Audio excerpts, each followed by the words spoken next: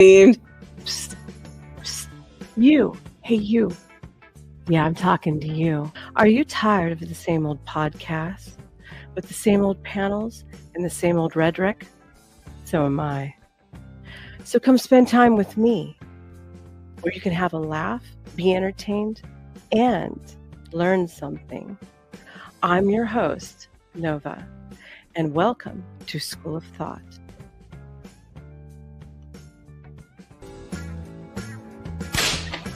Class is in session. Welcome. It's the evening time here at School of Thought, and you are joining me, the teacher. I am Nova Star, and you're going to be having Shane also with us, and Trippy. Where did he go? Is he not coming? Hello. Hello, everyone. We have some fun stuff coming up ahead for you all. We've got more leftist tears. We've got Kamala playing the blame game. We've got something about the 4B movement. Oh my goodness, I'm not quite sure what all that's about yet. And some other fun stuff. Are you gentlemen excited about this? I'm delighted, yes. Welcome, everyone in the chat. Thanks for coming. Yeah, delighted. I'm delighted also. Okay. All right, let's double check and see who all is gathering up into the chat. We've got Romano Productions in the house already, and Sean Whelan. Thank you for stopping by. Hey, Jazz. Yep. So, do you guys have anything fun planned for this the rest of this week, or is it going to be business as usual? Ooh, I'm taking my mother to lunch tomorrow. Oh, that's going to be kind of fun. And I have something with my dad this week. And your dad too. Okay. I haven't really seen him in a bit. That's good. Yeah, family is important. Well, it should be. And what about you, Toby? I don't know. I'm playing video games. You play video games? You gonna play video games? Okay, cool. All right. Okay, let's get started and show our first video, shall we? Yes, ma'am. Vice President Harris should have created more of a distinction between what she was going to do up against what the Biden administration is doing. Well, we'll have an opportunity to engage in after action analysis, and I expect that will happen not just over the next few days, but over the next few weeks and the next few months. It will be required.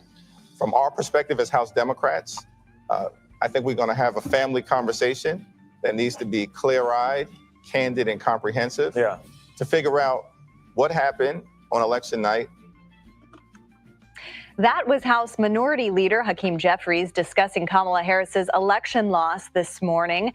But just because the New York congressman is choosing to steer clear of some of that finger pointing does not mean that doesn't exist. Other members of the Democratic Party are doing the same. In a new article from Notice, this details exactly who and what more than a dozen Harris campaign staffers, Democratic operatives and strategists, and White House officials are all blaming Trump's resounding victory on last week. And its writer, Jasmine Wright, joins us now. You've been following the Harris campaign. You've been following Harris for years. Yep. It's great to have you with us. Here we go. We're going to start talking about... Yep, we're going to start doing it would have worked if you had done this. If you hadn't have done that. Would have got away with it if it wasn't for those crazy kids. I know, right? If it wasn't for you crazy kids and your weird hair. And your 78 years old. meddling kids, yeah. Exactly. Let me. I want to ask you guys something. Sure. Remember when Biden got in and they kept saying the adults have entered the building? Doesn't it feel a hell of a lot more like it's adults when it comes to Trump's campaign? Definitely. That's how I've been feeling. Yeah, that's the unfortunate reality. These kids who are just all identity politics, you know. They need to get some miles on them before they figure out. Like, all of Biden's team, I'd never heard of them before. Same. I agree. I didn't even hear Biden before, and he was the vice president for Obama. And I mean, I had no idea. Yeah, I knew Biden from being I knew him from the crime bill, which was a disaster, and I knew him from the 70s racism and not wanting desegregation in the schools. And I remember him messing up Ukraine, but that's about it. Oh, and corruption in Iraq. Let's welcome in also. I just saw you, Shrapnel. He goes. Hey, Shrapnel. Big D Energy won. Yes, it sure damn well did, didn't it? Oh, yeah. Okay, let's hit play. And this report is so comprehensive. And what stood out to us was this idea that staffers were telling you that this campaign was, quote, broken since the beginning. There's been so much finger pointing at Biden, at other Democrats, at the messaging. But what's so interesting about your piece was it detailed the finger pointing at Harris herself. So what's this all about? Yeah, exactly. And I think that, to be clear, what we heard from Democrats that we spoke to for the piece, yes, they blamed Joe Biden. They blamed him for staying in so long. They blamed his advisors for not understanding the plight that Americans were going through, particularly when it comes to the economy. But they also blamed him for creating a campaign or choosing leadership that created a campaign that was insular, that wasn't open to advice, but also that was built thinking that Biden wouldn't have a lot of enthusiasm or a lot of money. And so it was really difficult to scale up when the vice president came in, and she brought those two things. Also, people said it was a campaign that was staffed by people who were too junior for several roles. And so a lot of criticism was put on campaign leadership from these folks who I talked to, who really felt that the campaign wasn't ready for the type of race, not just to elect Joe Biden, who of course was unpopular, but then to elect the vice president, and felt that she had inherited this kind of behemoth that set her up for failure. I mean, it was fascinating reading your piece, because this is a campaign that raised $1 billion. And in your piece, Harris herself did not know that they actually needed to raise more, that they were. Oh my God. If we just would have raised a little bit more money and had a better strategy, we would have won this thing by a landslide. No, you wouldn't. You would have lost your ass just the same way as you did this time. Wouldn't change it all. Kmala has a staff problem. I don't know if you noticed, but when she was VP, 80% of her staff turned over. She couldn't keep people. Apparently, she's a bully in the office. Well, that's how a lot of those. That's how a lot of those operations are, though. So we're in debt. Yeah. How did that happen? Yeah, I mean, we have a great topper that looks at this moment where she's reading this fundraising script and she says, we missed our deadline. And then she says, we can't lie to people. And it just shows kind of how in the dark she was, in part because it's 107 days, right? She had to focus on running and being on the road, and everybody else was focusing on everything. But the fact is that they were missing their fundraising deadline. We reported that they missed their September deadline. That was after they revised their fundraising goals because they weren't hitting the projections that they thought they would based on the big money that the Vice President Biden brought in when she initially came into the race. And that was based on a couple different things, in part because they burned through 1 million subscribers to their email list. And therefore that cut off 1 million people from getting ask for money and also volunteer opportunities. The messaging, they were putting too much money into trying to fundraise to get some of that money back. Obviously, $2 going out, only $1 coming in, and obviously just some of their spending. One person called it basically financially irresponsible what the campaign leadership was doing. Incredible in terms of that amount of money raised, setting records in that way. Another interesting point in your piece, you talk about multiple people that told you that, quote, Black aides felt routinely mistreated. And so what? Now it's basically, Shane, is it just that we didn't give the woman enough money? Is that what it is? Apparently, yeah. But she sounds like she got as much money as Hillary Clinton did, and that was more money than Trump. You know what? If their idea is a never-ending budget, then they need to go back to economics 101. And now you know why they shouldn't be running the country. Another reason, I mean, she wouldn't go on the media. She was probably being offered, tens of millions, hundreds of millions of free media that she was turning down. That's true. And she wasn't going, and she didn't show up for most of that stuff. I mean, even Joe Rogan offered her, and she said she couldn't go to Texas for 3 hours, and then he offered to do it via Zoom, and she still said no. You know what I mean? Wow. So yeah. And let's welcome in Stark has joined. He says, "Hey, Miss Star and the rest of the gang. Also, I hope you're not shaving your head anytime soon, Professor. Not I, sir. Heaven I don't forbid. have these problems. And Michael, good to have you in here also. Demoralized. I mean, was the candidacy of potentially would have been the first Black woman president. Yeah, and it seems really kind of concerning that Black folks on the campaign were feeling that, but I had been hearing it for months. We had a piece that came out in early September about the fact that the Black political class felt that the campaign wasn't spending their money wisely, in a part to tell her story to the community and not using the Black political class. And so that's when we kind of started hearing of these concerns from folks on the campaign, feeling very demoralized, feeling mistreated, feeling like they weren't getting really the share of important work or attention that potentially other staffers, potentially white staffers were getting. And I think that this is just a really constant refrain in Democratic politics of how you treat Black staffers or staffers that aren't just, in the white political class. And we saw it continued here. Yeah, so many lessons to learn. I know Democrats are going to be reading your piece, as we all have. They should. I hope some rest is on the horizon for you, because you have just excelled covering her. Thank you. And I know you'll keep at it. So Jasmine, thank you so much for your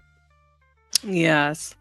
Thank you so much for your time explaining all of this stuff, this womanese conversation as to identity why politics. Yeah, more identity politics. Exactly right. Let's see, Trippy. What did you think about any of that stuff, huh? I don't know. You're on the spot, buddy. Fuck it, I wasn't even listening, sir. Okay, all right. I mean, legitimately, I've glazed over all this stuff. My eyes tend to glaze over when I'm hearing a bunch of bullshit out of people trying to sit there and, oh, it's not my fault. It's Orange Man Bad's fault. Or did you hear that Trump actually offered to pay down Kamala's debt of the $20-something million that she went over budget? Nope, I did not know that. Trump was like, oh, I got it. I'll give it to you. I doubt she'll accept it, or if she does, that would be fun. I bet she will. Why wouldn't she? I mean, I would. I mean, $20 million in the hole.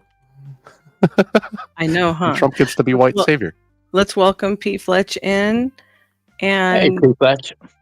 I'm not sure how to say your name. The Mashi, I think. Nice to have you in here.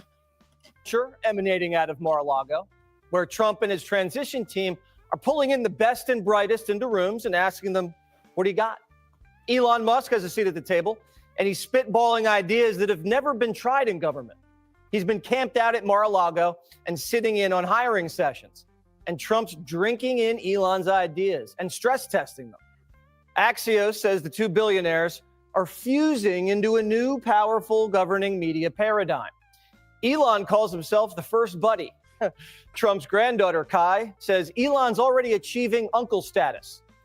The transition team's moving fast and already shaking up Washington. And this what better uncle could you possibly have than Elon Musk? Yeah, rich uncles are always welcome. I mean, Christmas is going to look pretty good. Yeah. I bet he gets people books. He probably does. Yeah. And probably gets them into nice places too when they're all booked up in the restaurants. Yeah. Oh, right away, sir. Anytime. just in. Fox News alert, Donald Trump has announced that he's nominating Fox News host Pete Hegseth to serve as Secretary of Defense. Pete's a decorated Army combat vet who did tours in Iraq and Afghanistan and has been a fierce advocate for veterans on and off the air. He's Is that the guy with the eye patch? Guy and great husband and father. No. One of our favorite people here at Fox. No one loves America more than Pete. And no one will defend our interests at home and abroad with more seriousness and strength. He'll be working right alongside former Director of National Intelligence, John Ratcliffe, who has just been named CIA Director. Besides running intelligence ops, we expect Ratcliffe to facilitate the release of the government files on the JFK assassination, the Epstein case, the lab leak, Hunter Biden's sugar brother, and the Trump assassination attempts. That would rebuild trust with the American people.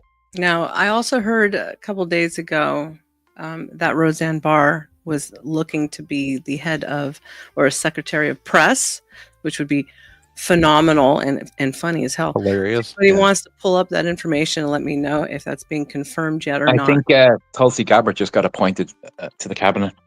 Oh, it is? Right on.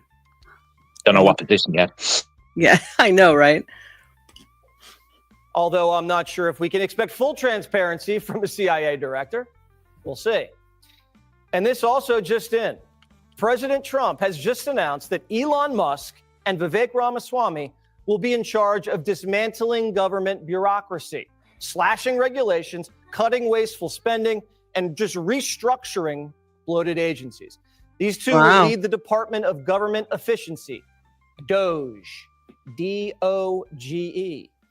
Trump likens it to the Manhattan Project, which will make the government leaner and more effective in order to better serve the American people. Oh my goodness, this would be amazing. Absolutely amazing. My only question would be, how much fighting back are they going to get when they're trying to trim all the fat off? Because they're not going to want to lose their gigs. Oh, they will fight tooth and nail. Oh, they will fight tooth and nail. They sure will. Government's long been an orgy of fraud and abuse, and Trump promises that although it'll send shockwaves through D.C., it'll ultimately be a gift to the American people on our 250th birthday, which we'll be celebrating in 2026. South Dakota Governor Kristi Noem has been tapped to be Secretary of Homeland Security. Thank God Mayorkas is gone. This is a big job for somebody get Sean Wieland a tissue box. I think he's going to need it. He says if Brandon Herrera becomes ATF director, he's going to something about, I don't know, a load, I don't know, like Randy Marsh in the South Park episode. Mm-hmm. For Governor Noem, she'll oversee the Secret Service, FEMA, Border Patrol, and ICE. That's a lot of bureaucracy to wrap your arms around. Bureaucracy with a lot of problems. She'll have her work cut out for her. Former Arkansas Governor Mike Huckabee has just been named ambassador to Israel. Not Jewish, but close enough. We're still waiting for Trump to name his Attorney General, Treasury Secretary, Press Secretary, and Health and Human Services person. We're wondering where RFK Jr. is going to land, along with Tulsi Gabbard. As Trump picks his cabinet, the world is watching. Iran has done a 180. The mullahs are saying, President Trump, sorry we tried to kill you. Let's make peace. And the president of South Korea is practicing his golf swing for the first time in 8 years. I don't think RFK Jr. should be in there. 47. Oh, and the media is in full retreat. Reports say he is a little strange, isn't he? Mm-hmm. I've still got that story about him. I was going to say, sorry, you didn't even know about the bear. The yeah. bicycle. Yeah. What the fuck, man? Yeah, I was actually thinking about reading that, but I'll do it on a different stream. So CNN's going to be axing top stars and making others take pay cuts. Chris Wallace just resigned from CNN out of the blue. Comcast has been thinking of spinning off and selling MSNBC, and we all know what's going on at the Washington Post. Oh, and Mark Cuban just got caught deleting all of his pro-Harris tweets, like no one would know. Every Democrat's trying to wipe away any fingerprints they've left on this campaign. Why hasn't anybody got any balls anymore? Can somebody explain this to me? What I have no idea. I think it's all just you have to delete all of your posts and stuff instead of just saying it's all just money. I mean, come on. Who cares? I've never deleted any. Somebody does. I sure don't. I mean, if I voted for somebody, I'll say, yeah, I voted for him. And if I change my mind, I change my mind. If I don't, I don't. Or pay me to change my mind. There you go. As you should. Yeah. Obamas are coming out and saying it wasn't our idea to put Kamala in. We wanted a primary. Blame the Biden people. The people who are giving these unnamed quotes are the people who are in this kind of bubble of enablers that should have gone to him long ago and said, cash in your chips, boss. You'll be thought of more highly. Right. And you'll give your party a better chance to win. But they are all, holding hands in this circle of denial. No, they were part of the cover-up. If he had walked away, it would have been country over self. Sorry. I think people would have Yes. In his first term when he was running, he planned on a one-term presidency. him and Jill are on record saying, no, like just under his age and his health, something happened, to make him want to go again. And then they had to pick Kamala because of campaign finance laws. All of the money for the re-election campaign for Biden could only go to his vice president. And that was her. So they had no choice. It would have been, right. They had raised like $400 or $500 million already. They would have had to lose all of that. Well, gee, I guess the American public should know that. It's not all about tactics. Not really. Admired him for it. And it really, I'm just, anyway, I've said my piece. Nancy Pelosi says the same thing. It's all Biden's fault. But the ladies of The View, they're going to bat for Joe. If you got nothing good to say, don't say anything at all. I mean, why, Nancy? Why? I find this so unproductive, so nasty, so unnecessary. It's like she wants to make sure that people know it wasn't her. She has no blame in this. I said Biden should have gotten out earlier. I said there shouldn't have been a primary. Don't blame me. I think it's really unseemly. It's done, folks. Donald Trump won, and he won decisively. Stop blaming Joe Biden. Eso es muy feo, muy feo. Muy feo. Bernie's been running to the cameras telling. I kind of liked her. Muy failed. Did you guys like her? She's kind of funny. Yeah, muy. Yeah, just in this instance.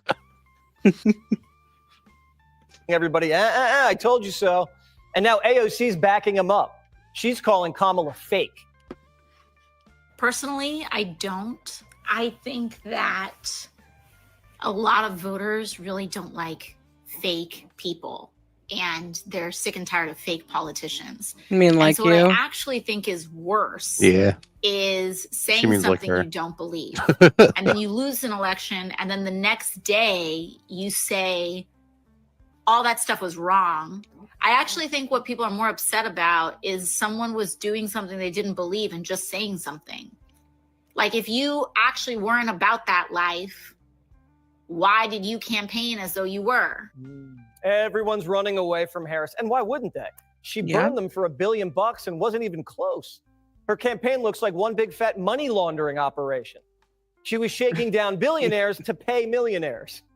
Oprah was forced to admit, watch out, Waters. She was paid $1 million for her you better point that out. Says, I did not take any personal fee. However, the people who worked on that production needed to be paid and were. End of story. She's not the only one. Just weeks before Kamala did an interview with Al Sharpton, the Harris campaign donated $500,000 to Reverend's nonprofit. Oh my God! That's according to the Free Beacon. Mercy. Here, you want to say something to that? Campaign funneling.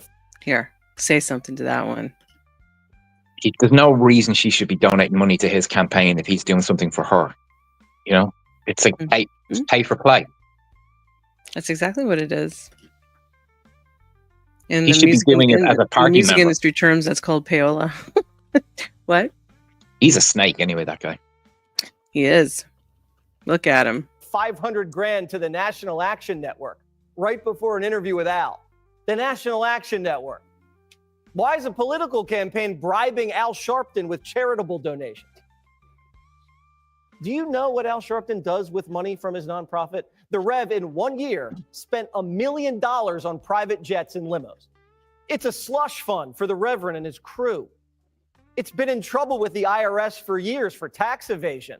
And Kamala's like, oh, here you go. Take $500,000. Imagine if you gave Kamala $500,000 to win Pennsylvania, and she just handed it to Al to take a private jet to Tahiti. Happy DEI Thursday. This is the same campaign that the media said was perfect. Kamala Harris ran basically a flawless campaign. I think because she ran an incredible campaign, it's been very telling about who we are. She ran a flawless campaign, and I maintain that. This really was an historic, flawlessly run campaign. Hear that? I mean, it was flawless if you were Al Sharpton. That's the messaging from DNC, the email. It is. They get an email every day telling them, to drop these words into a sentence. And if you watch all the news, you can pick up the word. It was an incredible campaign. And you'll notice that multiple people said it on different networks. Yes, the The scripting is strong within this. I think you call it micro propaganda. Yes, micro propaganda is correct. Yes. He's headed up to here and wants the entire Democrat establishment to just do a walk of shame out of Washington and repent for their sins. Justify what you did wrong and tell us what you're going to do different, because what you've done ain't worth. Okay, right? mister. Get your head around that. In all of the Washington-based Democrats, he got Clinton around, elected. Going to wine and cheese parties. Did he? Talking about how misogynist. Yeah, Billy Bob Thornton played him in a out of movie. Washington. Oh, that's him. And go work on a 2026 campaign and do penance to make up for your god arrogance and stupidity. All the Democrats can now do is just pray for the second coming. Oh my goodness, that guy was a sweetheart, wasn't he? A sweetheart. He's not remotely scary at all. He was saying though at least a year ago that the Democrats have a man problem. They do. That there's too many women running the party, talking down men all the time and it's putting men off. Of course, they attacked him for that. I don't know about that. Maybe, possibly. All right, you guys, you ready for the next one? Anna Kasparian roasts the SHT out of Kamala Harris. Oh no, not Anna's nose job. I know. And look at those very witchy eyebrows. Ma'am, put them things down. The Democratic Party specializes in failure. They're incompetent, they're pathetic, and they lied to the American people and thought that they would I could have told her that. cover up on Biden's mental decline was very much real. And the fact that the party overall felt the need to lie to the American people and their own base goes to show you how little respect they have for their own voters. Anna Kasparian just attacks the Democratic Party. And honestly, Chunky Yogurt chimes in too. They're both pissed. They are both pretty much done. They are so pissed because, for a little context, the Kamala Harris campaign literally spent 6 figures to set up a new podcast studio in DC for the Color Daddy podcast, which is a sex hoe girl podcast. Very odd. They're sick of the corruption in the Dem party. It's a good one. By the way, comment Chunky Yogurt, his expiration date for the algorithm. And yeah, let's just get right into this video. They are so pissed. We love it. We love to see the left eating their own. Am I right or am I right? Consultants don't mind burning your money on senseless ads and rebuilding it. I wanted to take just a second to remind any of you who are lurking about and watching with us, please remember to like and subscribe. Set for a couple $100,000? Are you guys nuts? Because they get a little taste of that money. They don't care as long as they're making their money. The consultants don't care. They don't care about you. They don't care about the candidate. They care about getting a cut from all that money that was raised for her campaign. And look, I think the sphere is a stupid idea, period, regardless of what's on the sphere, okay? Mm-hmm. What would have been far smarter is if Kamala Harris learned from what Donald Trump has managed to do correctly, which is earned media, earned media, earned media. How many times do I have to say that? Going on Rogan's podcast was free. But look, we also understand what the issue was with Kamala Harris going on any podcast, really. She has difficulty speaking. I don't know what's going on with her. I don't know why she had that problem. She's awkward. She's uncomfortable in her own skin, and she had a difficult time making a case for herself. Thank you, Anna, for saying the gosh darn truth. This is something we all know. Trump can go on a podcast, the Joe Rogan podcast, and talk for 3 hours plus, no problem. Same with JD Vance. But Kmala Harris could not. Why is that? Because she's literally... Consuela. By the way, guys, she said. I almost thought it was Consuelo. Crazy thing that it was CUM. Pelosi herself was it? admitted past weekend about Joe Biden and his secret plan for Trump to win. It's so crazy. Make sure you subscribe, by the way, guys, and we'll get right back into it. Every single rally speech, now that the election's over, now I can finally let it all out. Every single rally speech. Let it out, girl. Let it out. Jank. Was pathetic, okay? It was all on teleprompter, which I don't have a problem with, but it was the same speech every single time. The same message every single time. No passion behind it, no real genuine or. Shrapnel says she is not a personal individual. Nobody likes that. See you next Tuesday. Or no sincerity behind it. It was just a robotic, weird, over-rehearsed speech, and it was the same speech again and again and again. The question is, would she be able to have a conversation? The reason why she didn't go on his podcast is because Anna do the laugh. Wanted him. You want to hear Anna do the laugh? What's the laugh? The Wicked Witch of the West. Kmala laugh. Can you do it? No. Maybe That's a little bit. Close. That's close. Shane, can you do it? No. Give it a shot. It's fun. To fly to her, and he's like, no, I don't do There that you for go. anybody. People come to me in Austin, Texas, And good for him. Why should he have to cater to her? Why should he do that? He would be like, her going on his podcast is like, here you can try to make a case to the American people, but you probably won't because you're so stupid, you'll probably embarrass yourself. But no, I'm not going to go out of my way and treat you above every other guest. No, you're not above everyone else. Sorry, I know a lot of politicians think they're above the American people, but hey, bitch, you're not. and they have a 3-hour-long conversation. And that was the other thing. She didn't want to have a 3-hour-long conversation because guess what? In a 3-hour-long conversation, it's real hard to hide who you are. Things are going to slip. And if you have some issues, they're going to come out. And so she didn't want to have that 3-hour-long conversation. And that's an issue. But you want to know who did have a 3-hour-long conversation? That's why they stick to a script themselves. Trump did, and then Vance did, Goodness. and then Elon Musk did. And that's earned media. That costs approximately $0. Guys, this is not Monday Morning Quarterback. As usual, we're about to show you a clip that where we explain this in the middle of the campaign when they could have done something about it, as almost every Democrat was yelling at us. Don't criticize them. Let them keep going in the wrong direction, because cheerleading going in the wrong direction is such a genius idea. Let's go to F5 here, where we pointed this out in the middle of the cycle. I think you do as much earned media as you can. Why would you hide a perfectly good candidate? Let her go and make her case to the American people over and over and over again. Oh, we might have one or two negative stories. Yeah, that's called life in the big city. But you'll have 18 positive ones, 28 positive ones, because she's out there making her case. If you have a good case and a good candidate, you should want them out there nonstop. That's my philosophy on it. And by the way, when she doesn't go out, they hold Tim Walz back. And Tim Walz is really popular and makes a great case. Send them both out. I don't think this is a close call at all, but that's my take. You know, they raise all this money to do paid media. Earned media is better. That's not the ads in between the show, it's in the show, right? And so if you're got a good case to make to the American people, you should go and make it as often as possible. Kind of a no. And that's I don't know. I kind of feel like he should just stop talking and eat another cheeseburger or something. I bet he will. Yeah. You think so? What's your take on Chunk over there? Chunky yogurt. Chunky Yeah. yogurt. Yeah, chunky yogurt over I there. don't. Well, he's sweaty. He's very wet a lot, so he He's must very be pretty well, I know hydrated. this.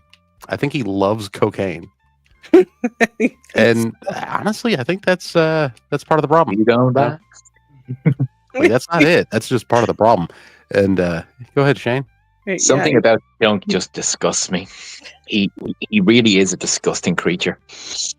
He is very gross. And he has absolutely zero emotional control and an anger management problem. And Yeah. you know, he virtue signals. It's always a bad sign. And that makes it funny. It does make it funny. Well, I mean, he could be playing it up for the viewers, of course. I mean, wink, wink. No? Well, it seems like a family trait because his nephew's the same way. Yes. Oh. Hassan Piker. You mean drama queens? It happens. Mm-hmm. That's the thing with Kamala. She didn't have a good case to make the American people. I mean, she quite literally was running on change, even though she was the sitting vice president for the incumbent president. What change were you talking about? Like, I know Democratic voters are stupid, No, I'm kidding. I'm kidding. They're misinformed. I think they're brainwashed. Okay, I don't think they're the smartest bulbs on the bunch. Sorry, I just don't. That's the truth. But damn, she really, really underestimated just how much more intelligent than they thought they were. Just a little bit. Just a hair, if you will, in the Harris. If you know, you know. Anyways, like this video, by the way. We still have more. The bombshell that Anna drops is going to be right at the end, so make sure you watch the entire freaking thing. Brainer, but apparently that's who was running the campaign. People with no brains. I mean, like, so, okay, if you get offended, if you live in Washington, hey, I don't care at all. You cost us this election, so yes, you should be offended. I think you were terrible at your job, okay? Second of all, So is your script writer is terrible at his job also.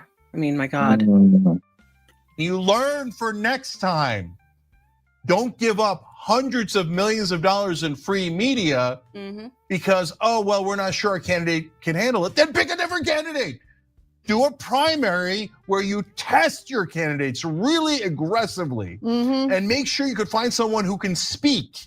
Final thing I have to say about Find someone who can just simply speak. Something Kamala cannot do. She's better at other things with her mouth. If you know, you know. This because it's important for you all to know about it, okay?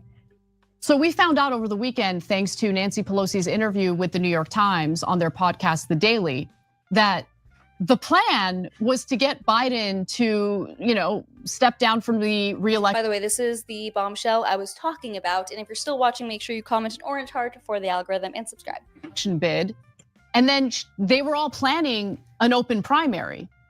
But Biden, 30 minutes after he dropped out of the race, decided to endorse Kamala Harris as a middle finger to the Democratic Party. The other thing to know about Joe Biden is that their internal polling before he dropped out of the race indicated that if he stayed in the race, Donald Trump was going to win even more electoral college votes than he won against Kamala Harris. But they didn't care. Okay, he remained in the race until it was, in my opinion, already incredibly late.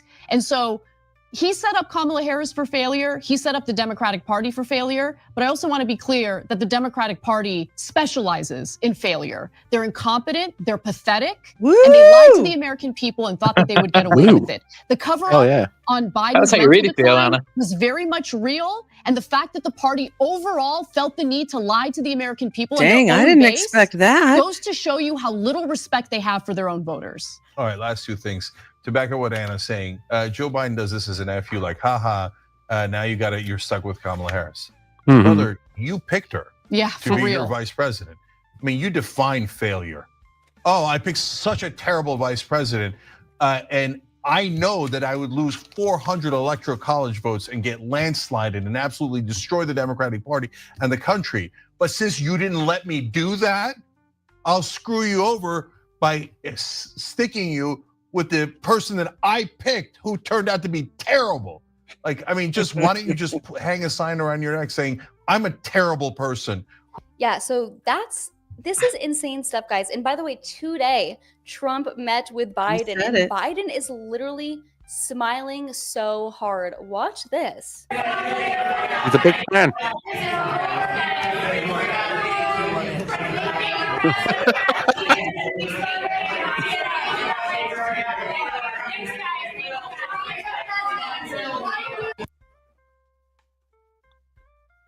Biden didn't really pick her. I mean, I've never seen Biden happier. Maybe Biden is the true MAGA king I mean, of them all. we If you're won. still watching, There you comment the American flag. Thank you guys so much, by the way. I didn't post the last 2 days because I was traveling, so please forgive me getting back on my normal recording schedule, which is Okay. I'm gonna leave and come back and see if my avatar gets fixed. Okay. Sure thing. All right. Yeah, just like a couple seconds. He's gonna Don't step worry. away and come back with us in just a minute. So Shane, In what did fairness you- to Biden, I don't think he picked her at all. She was sort of forced on him because he had to pick a woman and he had to pick some sort of ethnic minority for his party. And a particular governor said his state and everyone in his state would vote for Biden against Trump if he picked Harris. And Harris called Biden a racist on the primary stage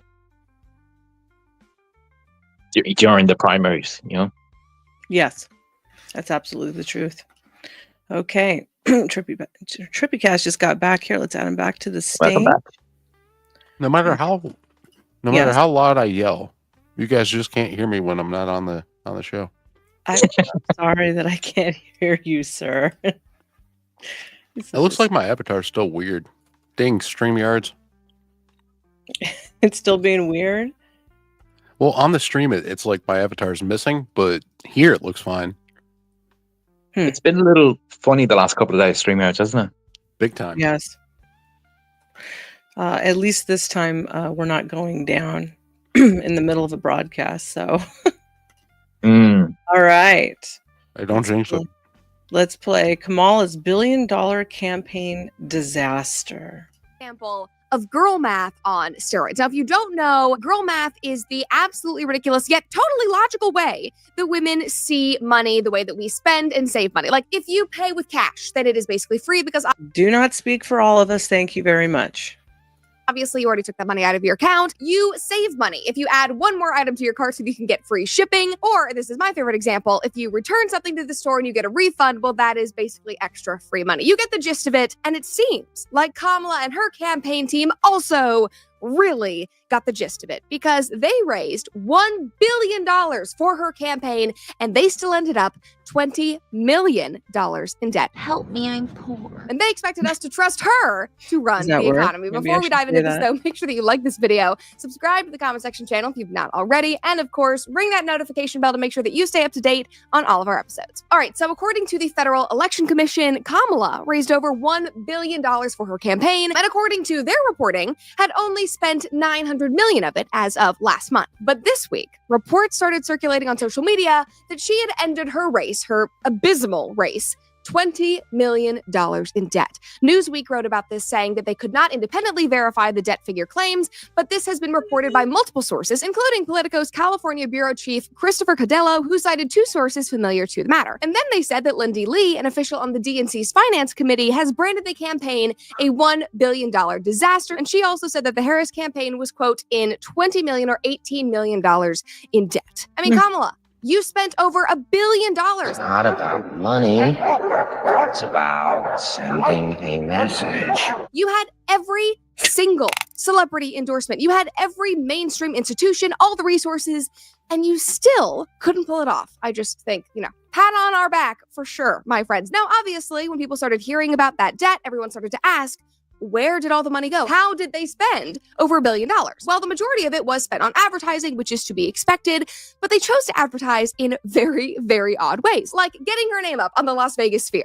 Somebody tweeted a picture of this saying they spent $450,000 per day on this to have her name on the Sphere. In Vegas, in normally very, very blue Las Vegas. And also, who in Vegas is going to remember seeing Kamala's name on the Sphere? Everybody is drunk, walking around at 3 a.m. Nobody is thinking about the presidential campaign in Las Vegas. We f***ed up.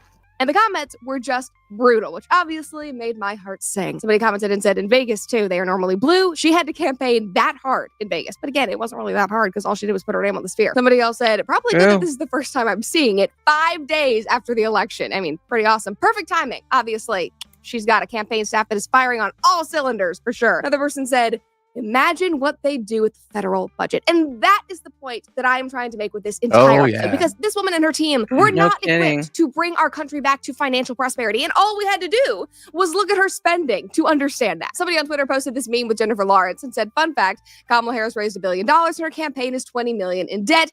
Yeah, no, she was going to fix the economy, though. Yeah.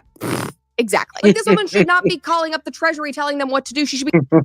First of all, it's the American people who are in debt for all that money, not them people. What the hell are they talking about, I have to embarrass Star on her own live stream. Go ahead. Star thought that Brett Cooper looked like a guy, y'all. It's Ben Shapiro's secret love child, isn't it? Well, we haven't verified. She would have been born with a yarmulke had that been the case. You know what? Next, it's going to just be all short jokes. I got it. All right. But no, it's not a joke against you. You're not wearing a yarmulke. I know. Yeah. I mean, well, to give Star credit, when I showed her who Brett Cooper was, it was dead on, like, straight on the face, and also her hair was like really pulled back. Whatever. Maybe I didn't have my glasses on. She does kind of look like Ben Stiller. Who's the fucking dude we were just talking about? Shapiro. Benjamin Ben Stiller. Shapiro. Ben Stiller Shapiro. She just got married a few months ago. I know a couple of guys that were heartbroken. Like they had a shot, I guess. He's also a star. She's going to be in the rival Snow White production for. Really? That's right. Snow White. Dude, I forgot about that till you just said it. Yeah, the Daily Wire version of Snow White. Which is going to stick a little bit more to the classic version, you know? Let's see how badly they butcher it. Well, that's the thing. Like, they're supposed to be the other side, so the Disney ones are already butchered. We already know that, so they can't do any worse than that. That's true. I have the original Brothers Grimm version, so it's awesome. Nothing like what you see on the cartoons now. Yeah. Very gruesome. Okay, I'm hitting play. To be calling up PDS debt to help her through her own problems. Now, nobody really wants to think about debt except me today, thinking about homeless debt. But the cold, hard truth of it is that many of us will get deeper into debt during the holidays. I mean, last year, half of American consumers took on debt to pay for the holidays. And if you think that could be you, or maybe it already is you, or more, ineligible debt qualifies, and there is no peace of mind, especially to becoming debt-free. So start saving. Flash Cooper, work on that debt now so you can sit back and enjoy. Oh my goodness. On social media, she spent $1 million on Oprah, 2 500K payments to Oprah's production company, and she also coughed up 6 figures, $100,000 to build a Call Her Daddy set in DC in a hotel room so that she would not have to travel to LA. But I mean, just look at this. This is the set that they spent $100,000. Like, y'all, just so you know, when we first launched the comment section, I mean, my goodness, does this sound like this is somebody who's worried about their spending habits or keeping up with the budget? I'm going to say no. Nope. Absolutely not. This sounds like it's somebody who's busy putting as much money into whatever they can to look good as opposed to do good. Yeah. It shouldn't even get value for money. That set doesn't look like that expensive, does it? No. It looks cheap. It looks very cheap. It looks like Temu version of a set. Yeah, that's a good way to put it. Yeah. We had $10,000 in a dream. We put up that original set, less than $10,000, and that included the lights and the cameras. And by the way, we have fantastic cameras. You can literally see every pore on my face, whether I like it or not. And you know what? We could have done it for less. This stupid hotel room set, that is gross financial mismanagement. Somebody commented and said, she is a master economist. She would have quickly bankrupted America. Yeah. Somebody else said it. She wanted the American people to trust her with their money. Precisely. Now, guys, my personal favorite expense from this entire campaign, can you see how much I'm enjoying this? My personal favorite expense was the concerts and the celebrities. She allegedly spent $20 million.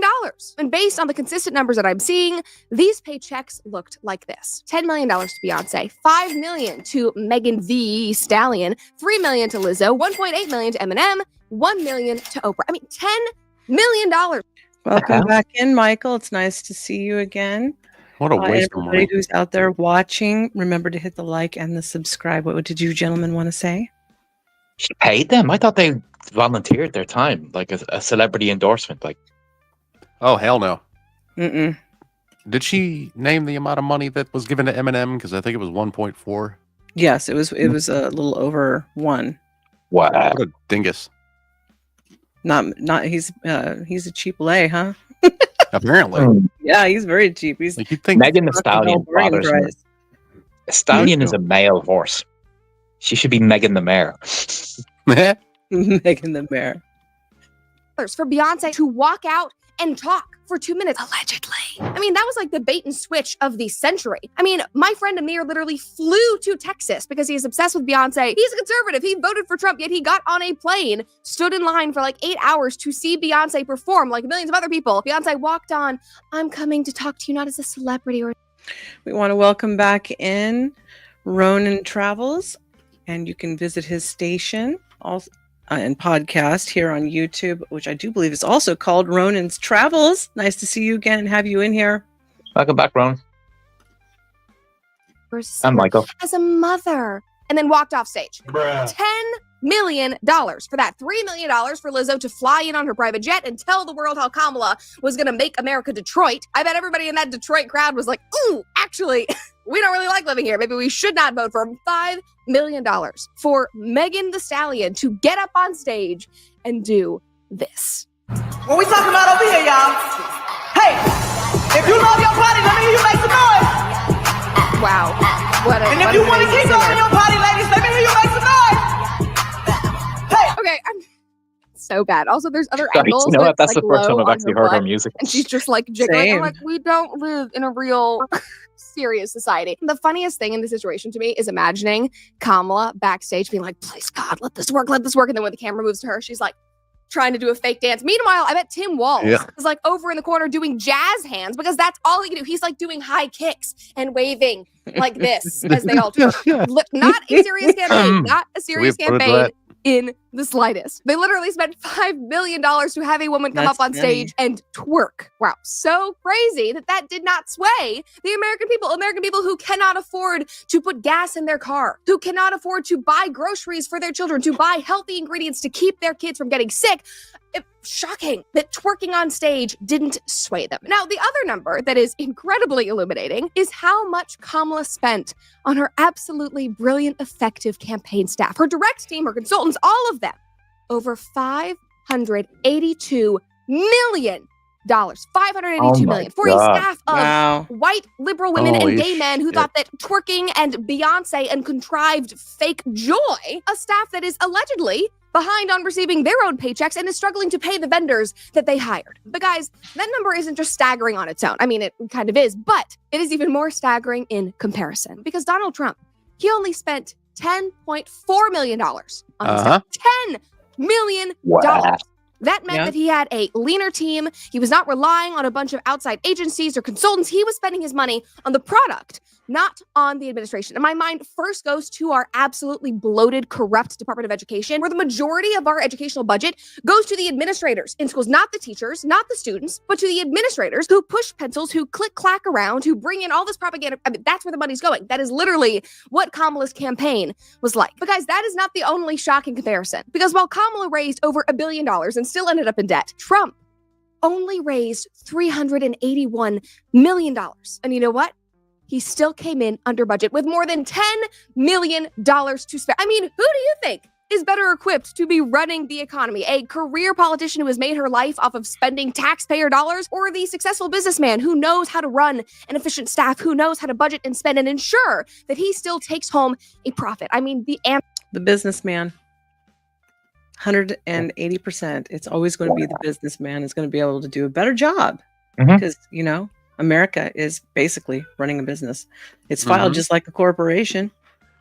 I'm pretty sure it is a corporation, isn't it? It is.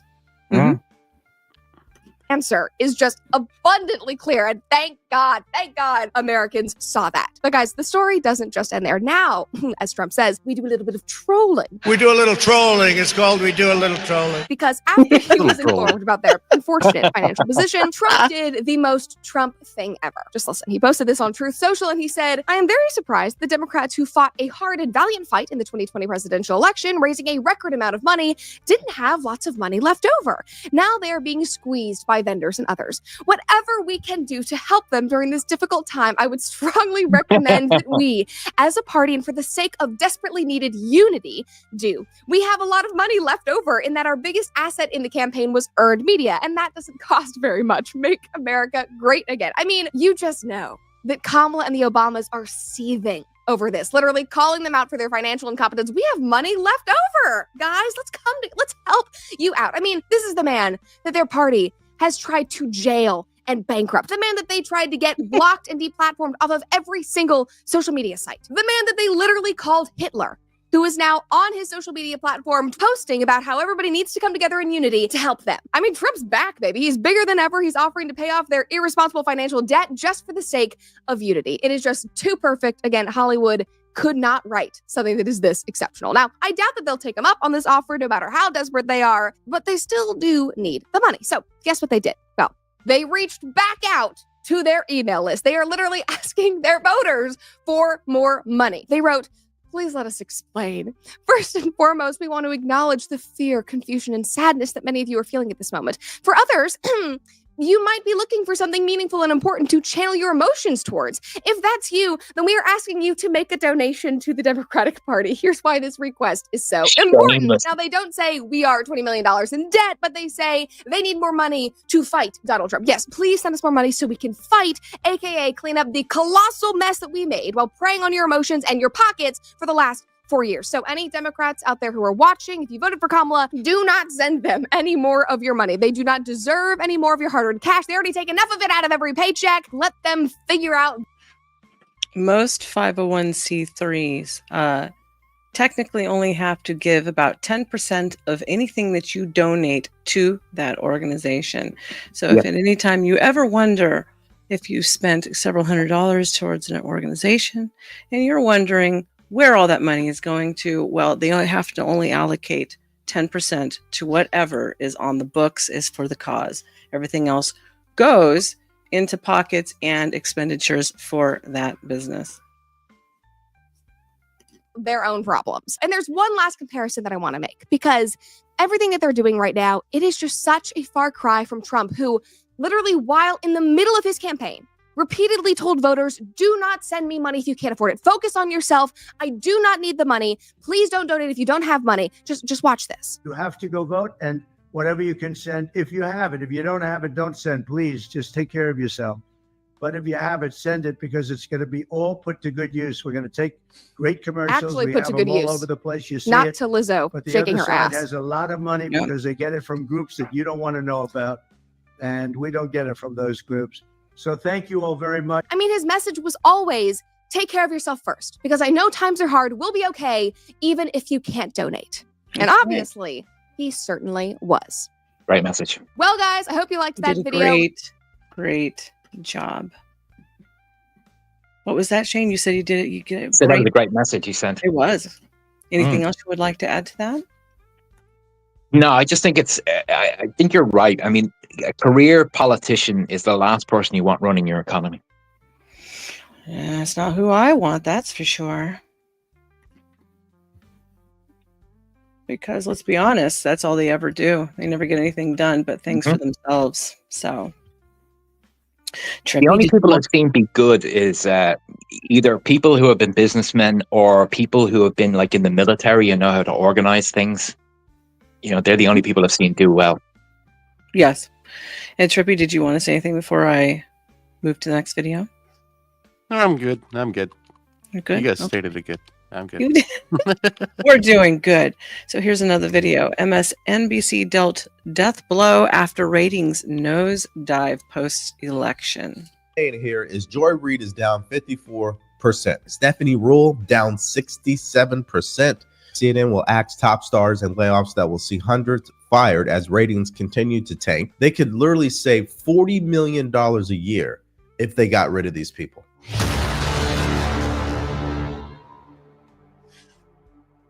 Okay, so common sense wins again, as it's being reported that MSNBC and their ratings have nosedived, especially after the election where Trump had a historic win. And also CNN is planning to lay off a good chunk of their organization, including the major anchors that you are seeing on the TV who are obviously deranged. Let's start with MSNBC. Now, what the numbers are saying here is Joy Reid is down 54%. I would expect that to happen because besides Rachel Maddow, who I could see why people would listen to her because she's been in the game for so long, right? I think she really resonates with those far left progressives. But Joy Reid, she's as racist as you can get on TV. Okay, so that makes total sense. Another person I want to bring up is Alex Wagner. I think she's as fake as they come as well. Stephanie Rule down 67%. Yep, I could see why that would be as well. Listen, we knew this was going to happen one way or another. It just was about when it was going to happen, and now it's happening. So what does this mean? Well, apparently that next step would be to sell off MSNBC. Now, this was actually reported on Halloween, but because of all of the attention people had for the election, it kind of went under the radar. But if we circle back on here, here is the statement from the president. NBC parent Comcast is exploring spinning of its struggling cable networks business, including left-leaning MSNBC. President Mike Kavanaugh said Thursday. Kavanaugh revealed during the third quarter earnings call that the media giant is mulling the creation of a new, well-capitalized company owned by our shareholders and comprised of our strong portfolio of cable networks. Cable networks include MSNBC, CNBC, Bravo E, Sci-Fi, USA Network, and Oxygen True Crime. Now, there are three reasons why I believe this was going to happen regardless. Number one, they're too far left, okay? They have zero common sense baked into their product. I mean, at some point, you have to tell the truth, and they've been reluctant to tell the truth. What they do is they are all in on propaganda.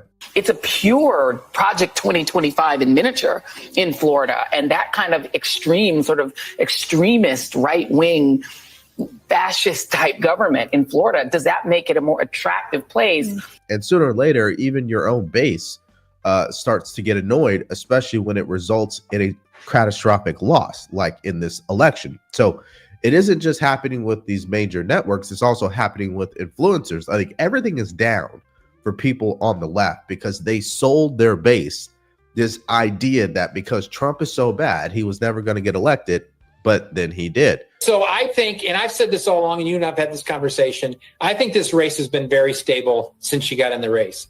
And I've said that I thought she had a 3 or 4 point advantage nationally. And I think there's a poll out today, Marist poll out today, that shows her up 4. I think that's been the case. What has complicated it, and what I think people have misread and then misled, is all of this crap polls, corrupting crap polls. GOP has flooded the zone. They put 17 polls out today, the GOP, to try to say that Trump's going to win. The other reason is they don't invite people who have opposing views onto their networks. When's the last time you've seen a conservative on MSNBC? Never, right? They're not going to do that. They don't want anybody or anything countering what their narrative is. And for some reason, and whoever's in charge is delusional, because the one thing that people pay attention to today is discourse. They want to see two opposing views so they can make up their own mind. Okay, so really quick, if you're getting value from this video, please like, share, and subscribe to our channel. If you want to support us further, go to the link in the description below. Stark says, can we see those beautiful feminist leftist nuns anytime soon? You're funny, sir. And then Sean says, extreme is one of those ridiculous buzzwords too. Obviously, fascist as well. Just like racist, it's meaningless. Shop the merch store, or buy us a cup of coffee. Okay, so MSNBC is not the only one struggling. CNN as well just broke this story that layoffs are coming. Now, this is being reported by Daily Mail. As of today, CNN will axe top stars and layoffs that will see hundreds fired as ratings continue to tank. CNN is reportedly set to nix some of its top talent in a round of post-election layoffs. The rumblings, first reported by Puck News, comes as high-paid personalities like Jake Tapper and Whoop Blitzer were reportedly recently denied raises. The two already both salaries of $7 million and $3 million. Let me just stop here. Jake Tapper gets paid $7 million to do what he's been doing, which is what? Spread misinformation. I find that to be funny.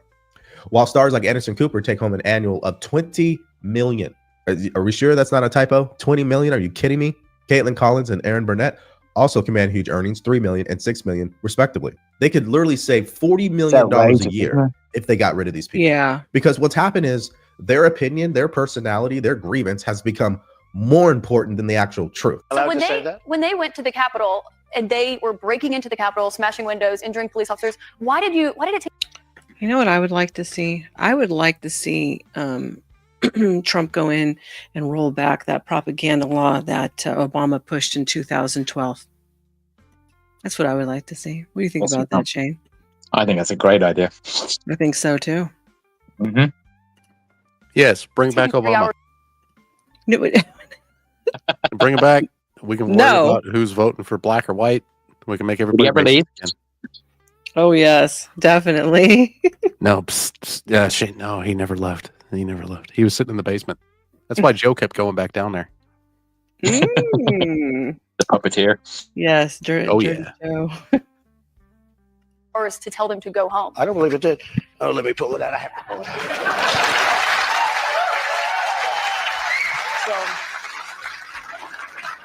So if you look at on January 5th, the day before, I said, please support our Capitol Police and law enforcement. They are truly on the side of our country. Stay peaceful. stay peaceful. This was the day before, and this was in the form of Twitter. Now use Truth Social. I think it's far superior. Okay. I hope everybody's on Truth.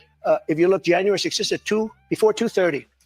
I am asking for everyone at the U.S. Capitol to remain peaceful. This is right after now, as it was please. happening. Thank you. But what happened is they took it down. This goes back to what I was saying about MSNBC and why they're screwed. Even though CNN likes to fancy themselves as different than MSNBC, and they never hesitate to actually hate on MSNBC, by the way, or criticize them, but they still end up in the same position, which is they're spewing a lot of propaganda, a lot of misinformation. They clearly have a narrative. They are not reporting the truth. How many times have they called a story that conservatives were talking about as a right-wing conspiracy theory, but only to be proven to be true as time went on? I mean, that's happened so many times. Now, pay attention to this stunning number, okay? In 2016, CNN had an average of 13.3 million viewers in prime time.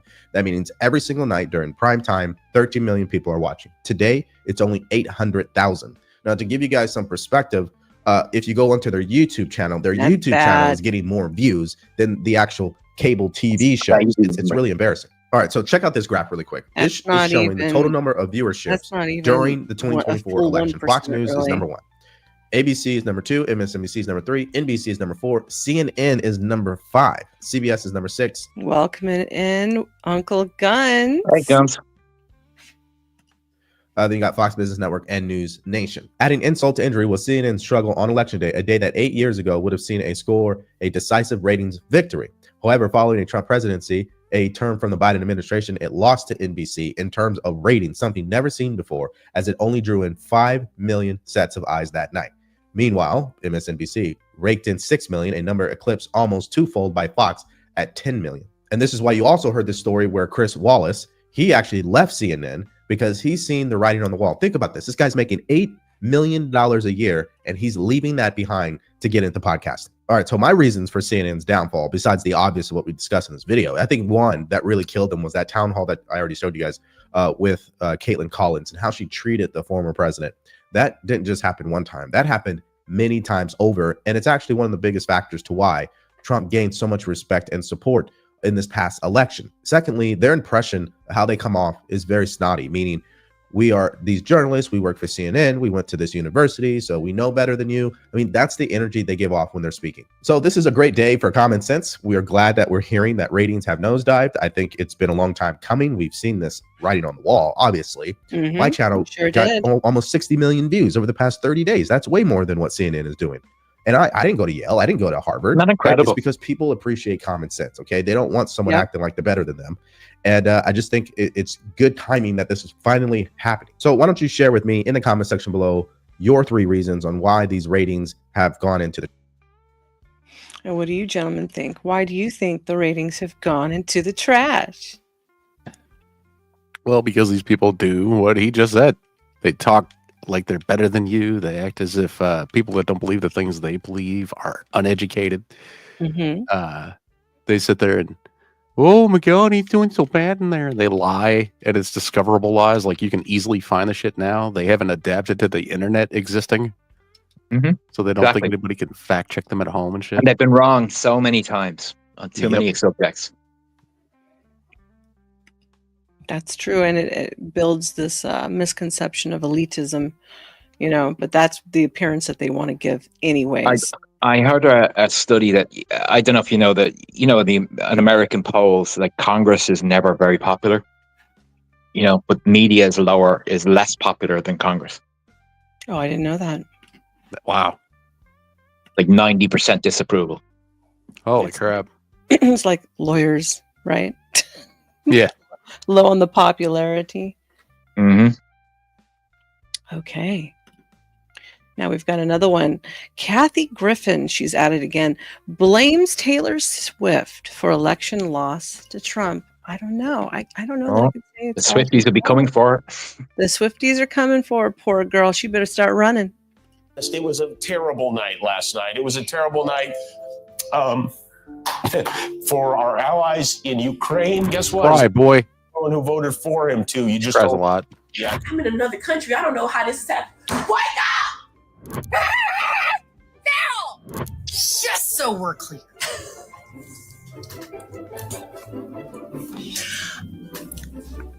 Mercy. Before we movement for real, man.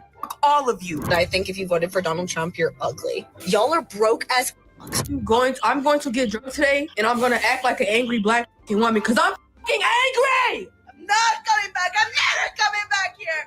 I would be too with all of those mouth gauges in there. I don't really know what to call them, but those don't look too comfortable. I'd be pretty angry. Yeah. Right? Who did this to this woman? I don't know who did this to this poor lady. I'm going to be moving to Hawaii. If you dude thinks Hawaii is America, US. What'd you want to say? Say it again. Go ahead, Shane.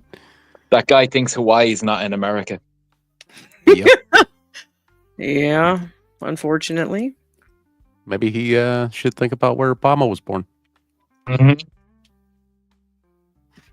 That's got to be on purpose, right? He can't be that stupid. Well, never mind. It's being expensive. Get a better fucking paying job. Jimmy Kimmel literally cries on live TV. I'll show you that in a second. These are the absolute top meltdowns after Trump won re-election so far, starting with this lady who destroyed her own property.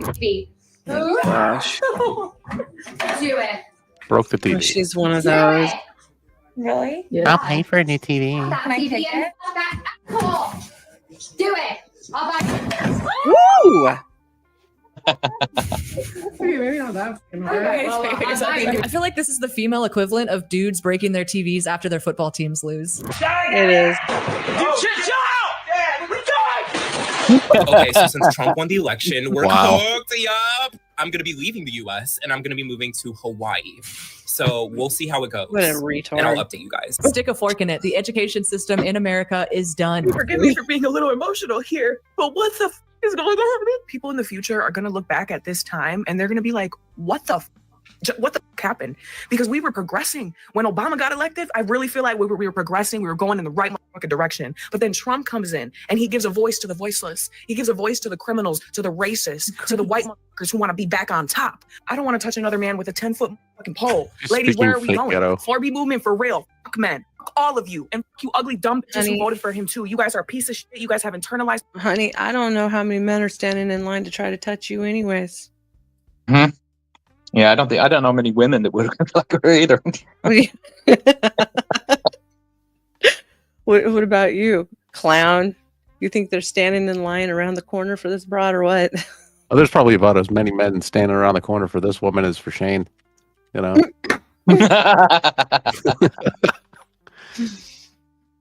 And he hasn't done those videos for at least 10 years. Duly noted. That was art, right? What? They were art. Oh yeah, that's right. And you're dumb. You're stupid. That is your brain on MSNBC. What is the 4B movement? I gotta look this up. The 4B movement, the 4 no's are no sex with men, no giving birth. Well, those two kind of go hand in hand. No dating men, no marriage with men. Something tells me this lady is going to be highly successful committing to this movement. Now that we're all saying what we're thinking, I'm going to go ahead and say that I think if you voted for Donald Trump, you're ugly. As you can just tell by looking at her, she has so much restraint in life. I mean, she can push away from the table at any time and skip that meal, no? Ooh. Yes. I'm being mean tonight, aren't I? I Get think 'em. you're People all like freaking it. Ugly, and I think you're dumb as bricks. And I think you're a bigot in every Bullocks. sense of the word, every use of the word. I also not only won't care when all the bad stuff that's gonna happen happens. As she's being bigoted. As she's paying $900 for that lip job. To you, I Aw, actually that's want it bad. to happen to you. I want your taxes to go up. I want things to I've seen worse. I mean, it's not that bad. It's a little Probably has mud. no feeling in her lips, be more expensive for you. like in her soul. Like I her want pause. Or her heart. I want all that bad stuff to happen to you because that's what you deserve. Also, like the only silver lining is it's actually going to suck for all you Trump voters way more than it's going to suck for us blue voters because we actually have educations and good jobs. Y'all are broke as fuck, so it's really going to suck for you when he raises your taxes a ton. Nothing says I'm educated like saying we have educations. We actually have educations. You can see her nose is crooked from the nose job. So the first insult she can think is to call Wow. people ugly. Yeah. At least she got her teeth whitened. Uncle Guns says 4B movement, the toy box, the wine box, the litter box until the pine box. Sounds like a plan. Welcoming in Drew and Hikana Corner. Melissa Hey, M. guys. Interesting name. I'm sorry if I got it wrong. Welcoming in. Anybody else who's lurking about, please remember to like and subscribe and help push out the channel.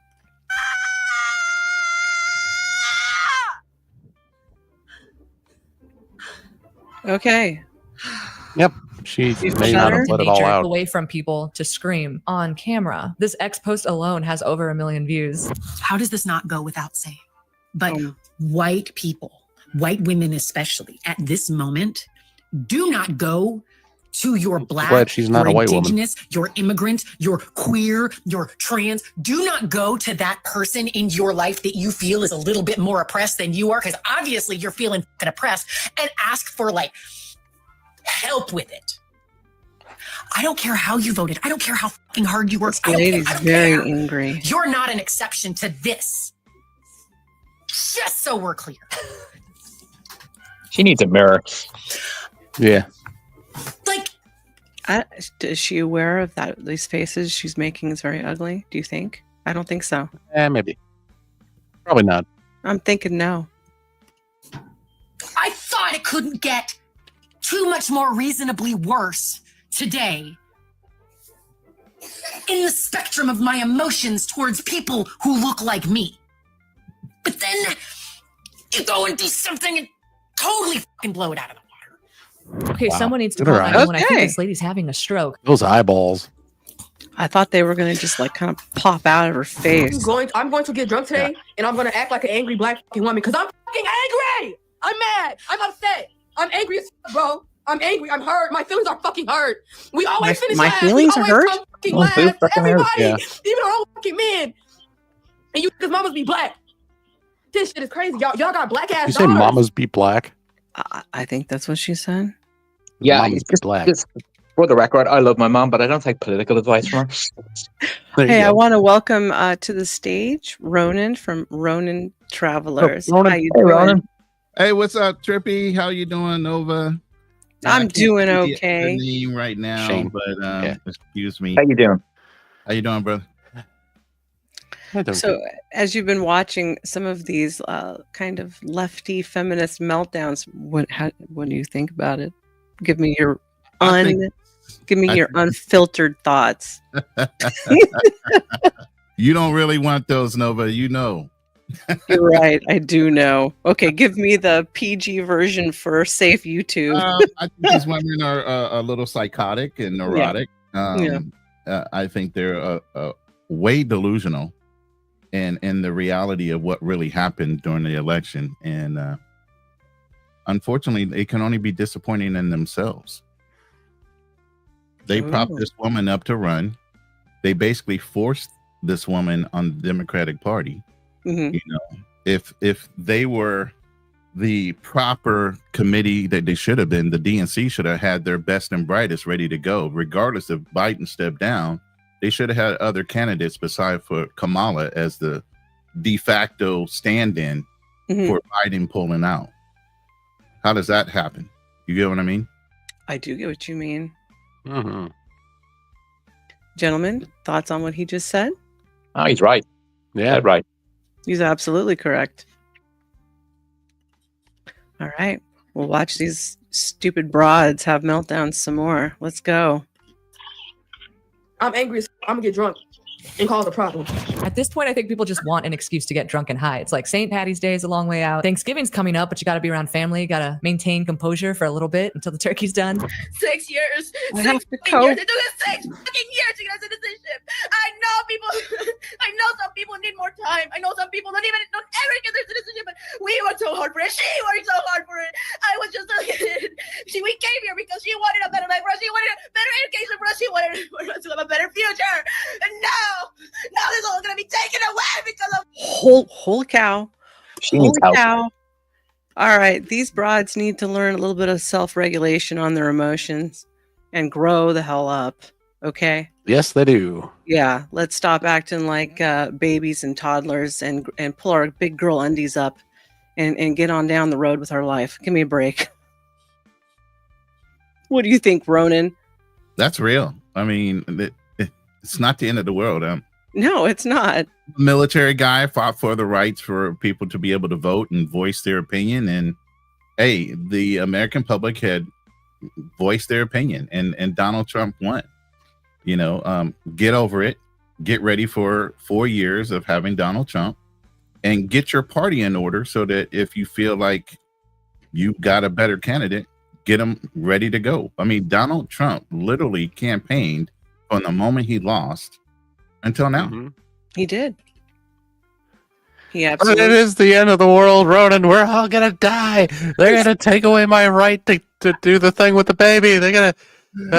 Oh my goodness! And if that was the key to their whole thing, then all women should have been up in arms, burning crosses and mop bottoms, Burning our bras. Yeah, burning your bras and everything else to the polls. But if you look at the exit polls, a lot of women still voted for Donald Trump. How do you explain that? Again. We sure did. Welcoming in Glenn E into the house. Welcome to the community, Glenn. Well, I sure voted, so didn't make some dumb broad move on that one. All right, let's hit play again. Because that's stupid. Oh my God. Stupid. Felon. He's a felon. He's a felon. He's a felon. Goodness. He's a felon. Again. Oh, I'm man. never coming back here until he leaves the house. He's ruining my life, her life, and the life of every single Somebody immigrant got in this treated like a country. princess. Did you say I'm never coming back? Not coming back. I'm never coming back here. I think that's the idea. But I do appreciate the irony of calling Trump a criminal while bragging about your own criminality. Yeah. Oh no.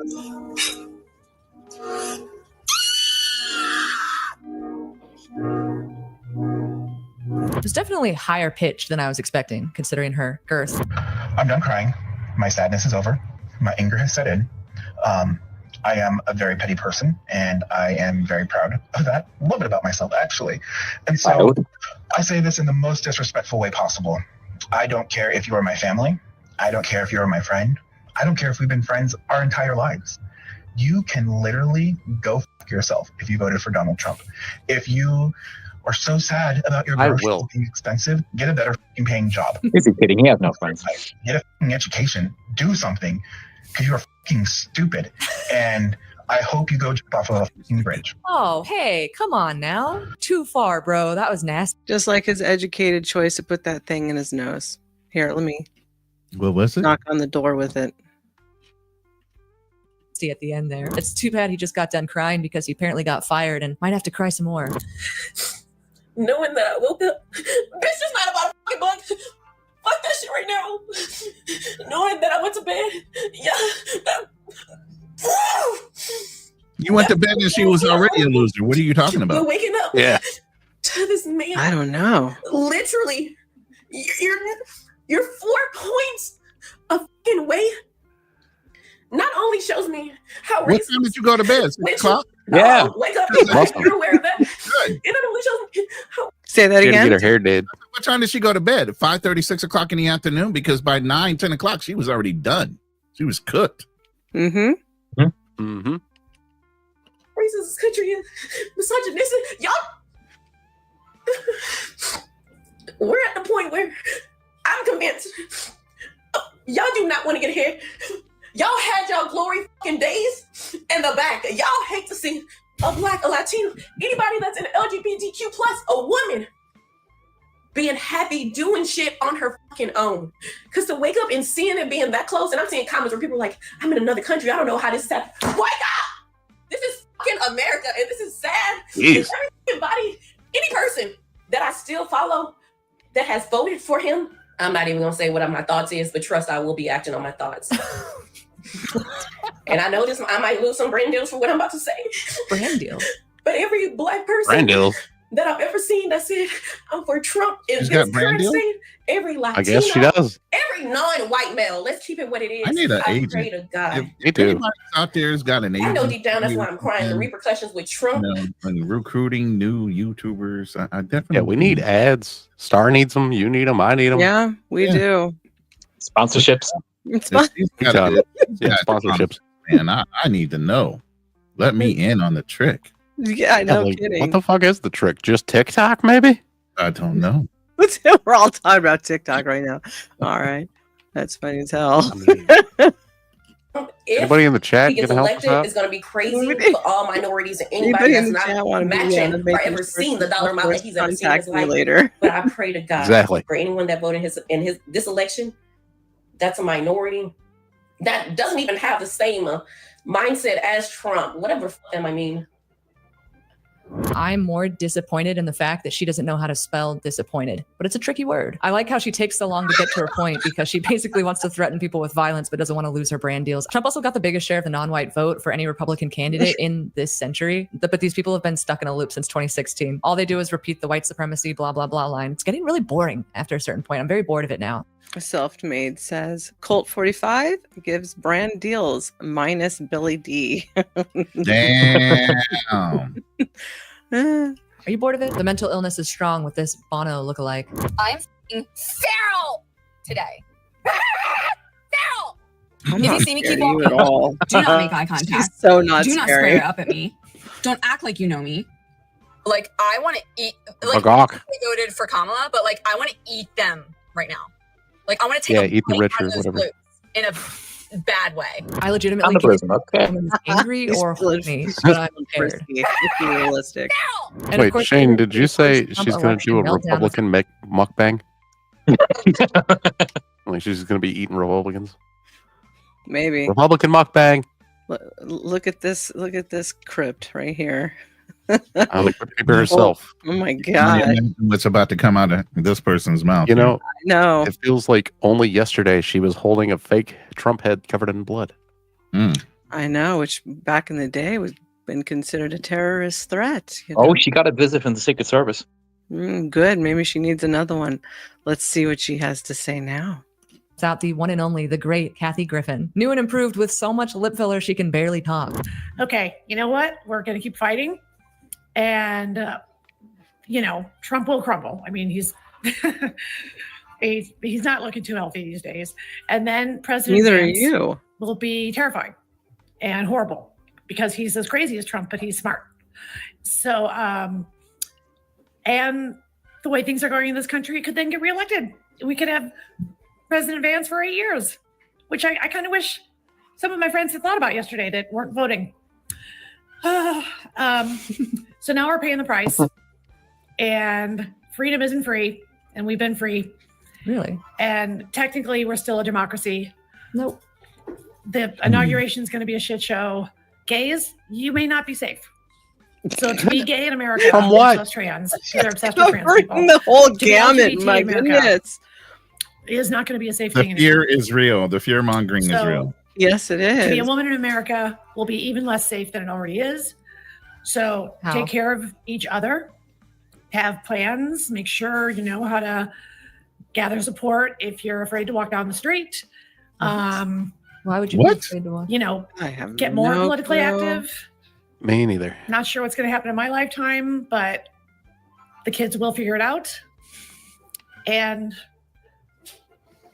I know this will get me in trouble, but I really, really wish Taylor Swift had done an event with Vice President Harris. Yes. In Pennsylvania 2 months ago. Okay, I just had to say that because This is she's so all Taylor powerful, and it's Swift's not fair fault. that the weight of the Yeah. world should be on a pop star's Okay. shoulders. I just did not realize how racist and misogynistic America still is. She Oh, blamed you Taylor lying. Swift. I did Oh, not you. see that coming. The Democrats have been blaming Puerto Ricans, Latino men, black men, of course, the usual suspects, white people, etc. But Taylor Swift is the reason why Kamala Harris lost. Wow. Hot take, Wow. Kathy Griffin. By the way, I like how Mhm. she talks about how Trump, who's almost 80 years old and just got through doing like 6 rallies a day, she's like, he's not looking healthy. The lady who looks like an abused Barbie, like a 3-year-old girl just shredded her Barbie and melted its face, is calling President Trump unhealthy. Classic. This one's messed up. This lady's threatening elderly people and saying she's going to become a hospice nurse just to punish old people who voted for Trump. These people are evil. Honestly, when I'm not laughing, I'm just like, can you get the authorities involved? Like, this No lady literally kidding. says you better hide your We're on the grandpa. It's like list. hide your kids, hide your wife meme, but hide your grandpa. Hide your kids, hide your wife, hide your kids, hide your wife. Got lipstick on today, so I'm a little bit more together. I haven't We're seen putting that this in a plan minute. together. Yeah. I'm I scared. cannot live in a country that voted for Trump. I cannot spend another 4 Oh, years wait under a that second. man. And so we have made the this guy? decision Sir, that we Exactly. are leaving. I know who this is. So that's the Who news. is it? We buckled up. We've made a Well, decision. pause it for a sec. That's the guy that when he hit 60 years old, he divorced his wife and then became a toddler, and now he lives with a guy and his girlfriend, and he has sex with a guy as the toddler. Oh my God. That's who that is. This is the confusion of the United States. This is the sick bunch of shit. I took you guys on a journey there. That was pretty fun. Yeah, wonderful. That was wild. Yeah. Hey. He's a little girl now. But of course. This is completely normal behavior. Absolutely. We are not spending any more time in America under Donald Trump. All I'm going to say is if you're going to pretend to be a chick, at least learn about lip liner. Red Yeah. lip without lip liner. Nice. What are you doing, you absolute amateur? This lady wants to punish Trump supporters using the most bizarre Making method. all those women look I bad. said we pass a law that requires anyone who voted for that orange piece of shit to wear their Trump hat 24/7. Your hair is orange, ma'am. Because conservatives are dangerous Maybe she's born with it, Star. for anyone No, it's who isn't died. white, Christian, or male. Like borrowing ideas from Completely the Nazis, eh? Yellow Star. Like dynamite waiting to go off in your hand. So I think we should all get a public service warning. Don't you? So she wants to punish Trump Oh. supporters by Hero making them of wear a hat menace showing that they society. support Trump. Wow, That's genius move, extreme lady. If this lady had statement. like 10 They are more really IQ points. panicking. They are. Yeah. So extreme. It's the sky is falling. Ratchet. They going said that right we here. panicked before, you know.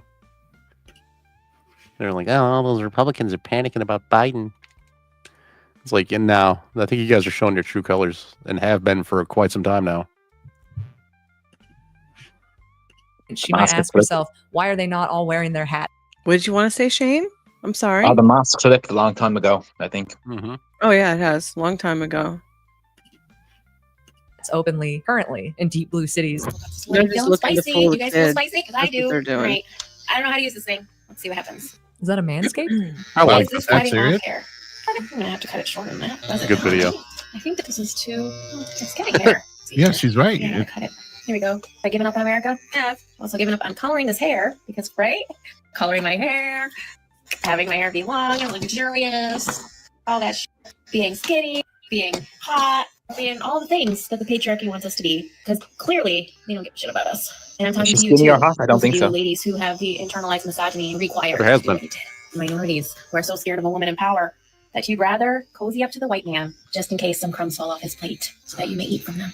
Yes, crap. Because it's all about her. You know, it's just That's it's just all about ludicrous. her. Like anybody cares if she shaves her head or not. What is wrong with people? Exactly. Who the fuck are you, lady? And Agreed. why is this going to change anything? Nothing. It's not going to do a damn thing. I'm sure the men are brokenhearted in her town. I'm sure they're just She's a lining up. loss. Yes, she's a crying. loss to the men. Yes. There's a broken heart somewhere in the world today. What becomes of them?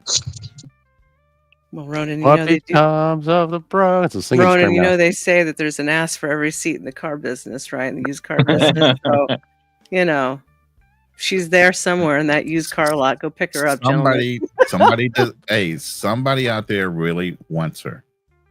I don't know who, but somebody. Somebody. Bert Ross, welcome in. Selfmade says, "Stop making fun of my wife." LOL. Just kidding. I don't know how to work this thing, but I'm on my way. I'm gonna figure it out. I like how she says, We fuck found having her long, person on the luxurious hair, fuck being skinny, fuck being hot. Something tells me that ship sailed a long time ago. But in response to all these women shaving their heads, this one woman who suffers from cancer had to have her hair removed, and she wanted to be very clear about where she stands after the election. In response to all the liberals who are shaving their heads to fight the patriarchy, I just want to make it clear that I have cancer. I'm not stupid.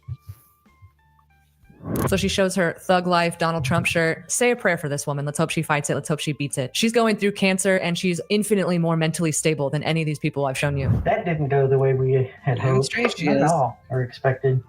Yeah, I mean, for him to win the popular vote, are you kidding me? I did not know our country was that full of racist bastards. Wow. Really? It's going to be an Seems all-out that way. war on the LGBTQ plus, on women, on people of any color other than Blanco or Blanca or whatever. Can't even get that right. Yeah, so better go out there and get you a Bible because you're going to be needing that shit now. Oh, no, we, if they follow the Handmaid's Tale, we can't read. Oh, that's right. That is true. I'm too old I can't be a handmaid. I would probably get stuck being a Martha. Actually, no, I'd be on the wall because I'm not going back. We just marvel at her hair. Those people just want an excuse to get Burt drunk and Ross, watch they're Clues, big The mad. Handmaid's Yes, they're really mad. I don't think you could trust her opinion on anything based off of that hairstyle she's rocking. Hey, Right. Old School Mohawk. When did it ever fail you? It's always worked for me, Ronan. Come on. Especially if you have that special conditioner in it. I know. Oh my gosh. It's about Mary. Yep. Yeah, I knew exactly what you meant when you said that. Oh my goodness. Tale, which is basically just fantasy sub cosplay for sexually frustrated middle-aged white women. All right, this brings us to Jimmy Kimmel, Jimmy Blackface Kimmel. Let's see what he has to say. Let's be honest, it was a terrible night last night. It was a terrible night for women, for children, for the hundreds of thousands of hardworking immigrants who make this country go, for healthcare, for our climate, for science, for journalism, for justice, for free speech. It was a terrible night for poor people, for the middle class, for seniors who rely on Social Security, for our allies in Ukraine, for NATO, for the truth and democracy and decency.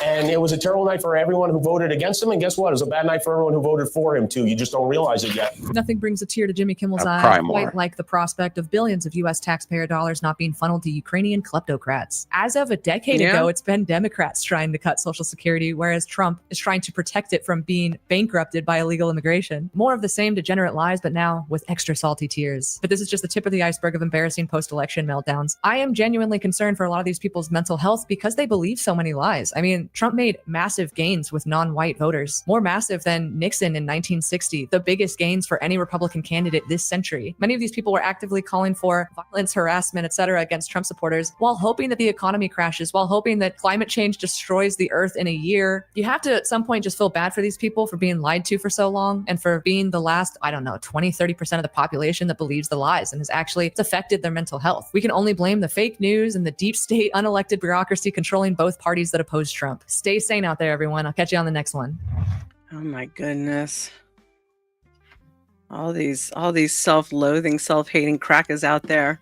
It's really bad, isn't it? Like, It is. I don't understand it. I don't understand why people hate whatever color that they are. It's the white women that how they were made. say white men and think that they are somehow immune. Horrible.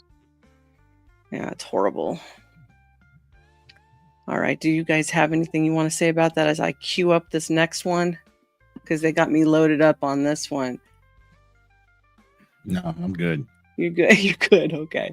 All right. This next video is titled, "What is the 4B movement?" For those of us who are noobs at this, let's find out. I would like to know. Yes, So we will you learn guys- together, sir. Sweet. Of Donald Trump's historic win, there's a new movement sweeping America. Disappointed women are actually swearing off men. There's no way I am letting any man near me for the next few years. They're saying no to dating, no to marriage, no to sex. Celibacy, at least to me, isn't that hard. And no to having children. Like so many other women in America who have been considering trying to get pregnant, I woke up today and said, nope, not anymore. This woman is actually shaving her head in protests. It's being called the 4B movement, and women are taking to social media declaring their allegiance. The 4B movement. I'm confused already. In South Korea. Most of them look like little girls to me. So I'm just confused how they came up with 4B when it's dating, marriage, sex, and children. I guess they couldn't come up with an acronym for that. So originally it was 4B. South Korean, and in South Korea those words start with a B. Ah. now I understand. So we're using South Korean references for American policies. Does Yes. that make sense to you? No, it's going to be very confusing for most people. but we'll see, right? Back in 2000, It's all anime's fault. as part of their It is. version of the Yeah. Me Too movement, the number 4 refers to dating, marriage, sex, and children. This movement's way more important now than ever. 26-year-old Alexa Vargas joined the movement 2 years ago and expects a surge of interest in the wake of the Trump victory. So you, in 2022, swore off dating forever. Not forever. We're not going to settle for low-value men that don't respect us anymore. But lots of women are mocking the no marriage, no sex movement. Wait, that woman was cutting her hair off? Oh, bold. Wild. The fact that these crazy These missing kids were found in fields. WGOW. Women going their own way. Whoops! I accidentally hit that. Did you see that? I just messed that all up. Sorry about that. What happened? I hit the video and I pushed it forward on accident. It's right here. Ever happens to the best of us. I wouldn't right know. here? I'm not one of the best of us, but Was it right there? Crap. let's just start the stream over. No way. Deputy out there right now. We're right there. And I was walking through like this, and we were hollering for Remy. We hollered, Remy. Over 100 people joined in the search and combed through the 8-foot-high corn stalks. There's all kinds of wild animals. We hear coyotes all the time out here. I thought she was going to be scared because it was dark. So, and she was all alone. I didn't know if she knew we were coming for her. I didn't know what she was thinking. The next day, after 12 long hours, rescuers came across an amazing sight. Remy was fast asleep and the pup was right by her side. And she told us he stayed all night with her out there. That little dog, Heath, is What is definitely a this? hero. I have In no idea. 2017, It turned when a from one toddler thing was to the lost, next. his loyal dog stayed by his side. What happened? This heat-seeking video showed them I don't in know a what giant- happened. In the wake of Was it Donald this Trump's one? historic win, there's a new movement Oh. speaking to marriage. No to Somehow it sex, went to another Celibacy, video. at least to me, My isn't bad. that hard. I did and not know no it to was. having children. Like so many other women in America who have been considered, We heard you I already. woke up today and said, nope. Actually Yeah, sorry. shaving her There she head in is. protest. There we go. It's being called the 4B movement, Sorry and women are about taking that. to social media No worries. declaring their allegiance. The 4B movement was actually started by women in South Korea back in 2019 as part of their version of the Me Too movement. The number 4 refers to dating, marriage, sex, and children. This movement's way more important now than ever. 26-year-old Alexa Vargas joined the movement 2 years ago and expects a surge of interest in the wake of the Trump victory. So you, in 2022, swore off dating forever. Not forever. We're not going to settle for low-value men that don't respect us anymore. But lots of women are mocking the no marriage, no sex movement. Wait, that woman was cutting her hair off? Oh, bold. Wild. The fact that these crazos are out here, they're like, we're not touching men. I hope that means more for me. Wow. Brought to you by So- Inside Edition. Yes. So Ronan, what did you think of our education on the 4B movement? I mean, these women are doing this anyway. It's Yeah. so hard to date in Yeah. America. There's so many men that are incels. Women are giving men such a hard time. I don't think this is a big threat to any one person. Nope. So Great. good on them. Stay I in your agree house with you. for 4 years. And they should be easy identifiable anyway with the bald heads.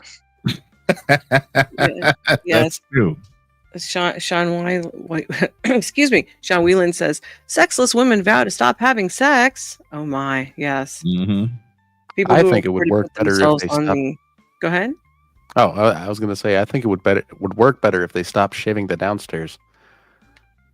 Instead of shaving the upstairs, stop shaving the downstairs. Yeah, Dan, I know I'm in portrait mode. It's the way the broadcast is going. I'm not the Okay. host. Yes, welcome in, Dan, and also Kevin. Okay, let's queue up our next one. Just double tap on the screen for me, please. You, Yeah, double tap on that motherfucker. why That's did a it good do point. that? That was weird. So it's funny because we often say That's that weird. politics is downstream from culture, but sometimes culture ends up being downstream from politics. When Roe v. Wade was overturned, women across the country said that they were swearing off casual They would be more careful with the men they were sleeping with. They were going to get on birth control as a rebellion, not really realizing that that is kind of the solution to literally everyone's problems. Less casual sex means fewer babies that you want to abort, happier women, healthier America. And now with Trump winning the election in America and half of American women believing that they are being stripped of their rights, they have decided to rebel yet again. And at first, this maybe seemed healthy, but then it took a turn for the worse. And we really need to address the 48% of white women who didn't vote for Trump, because I do not think they're okay. Though, make sure that you like this video, subscribe to the comment section channel if you've not already, and of course, ring that notification bell to make sure that you stay up to date on all of our episodes. So first of all, I just want to set the scene for you guys, because this is what these women were acting like the day after the election. Just watch.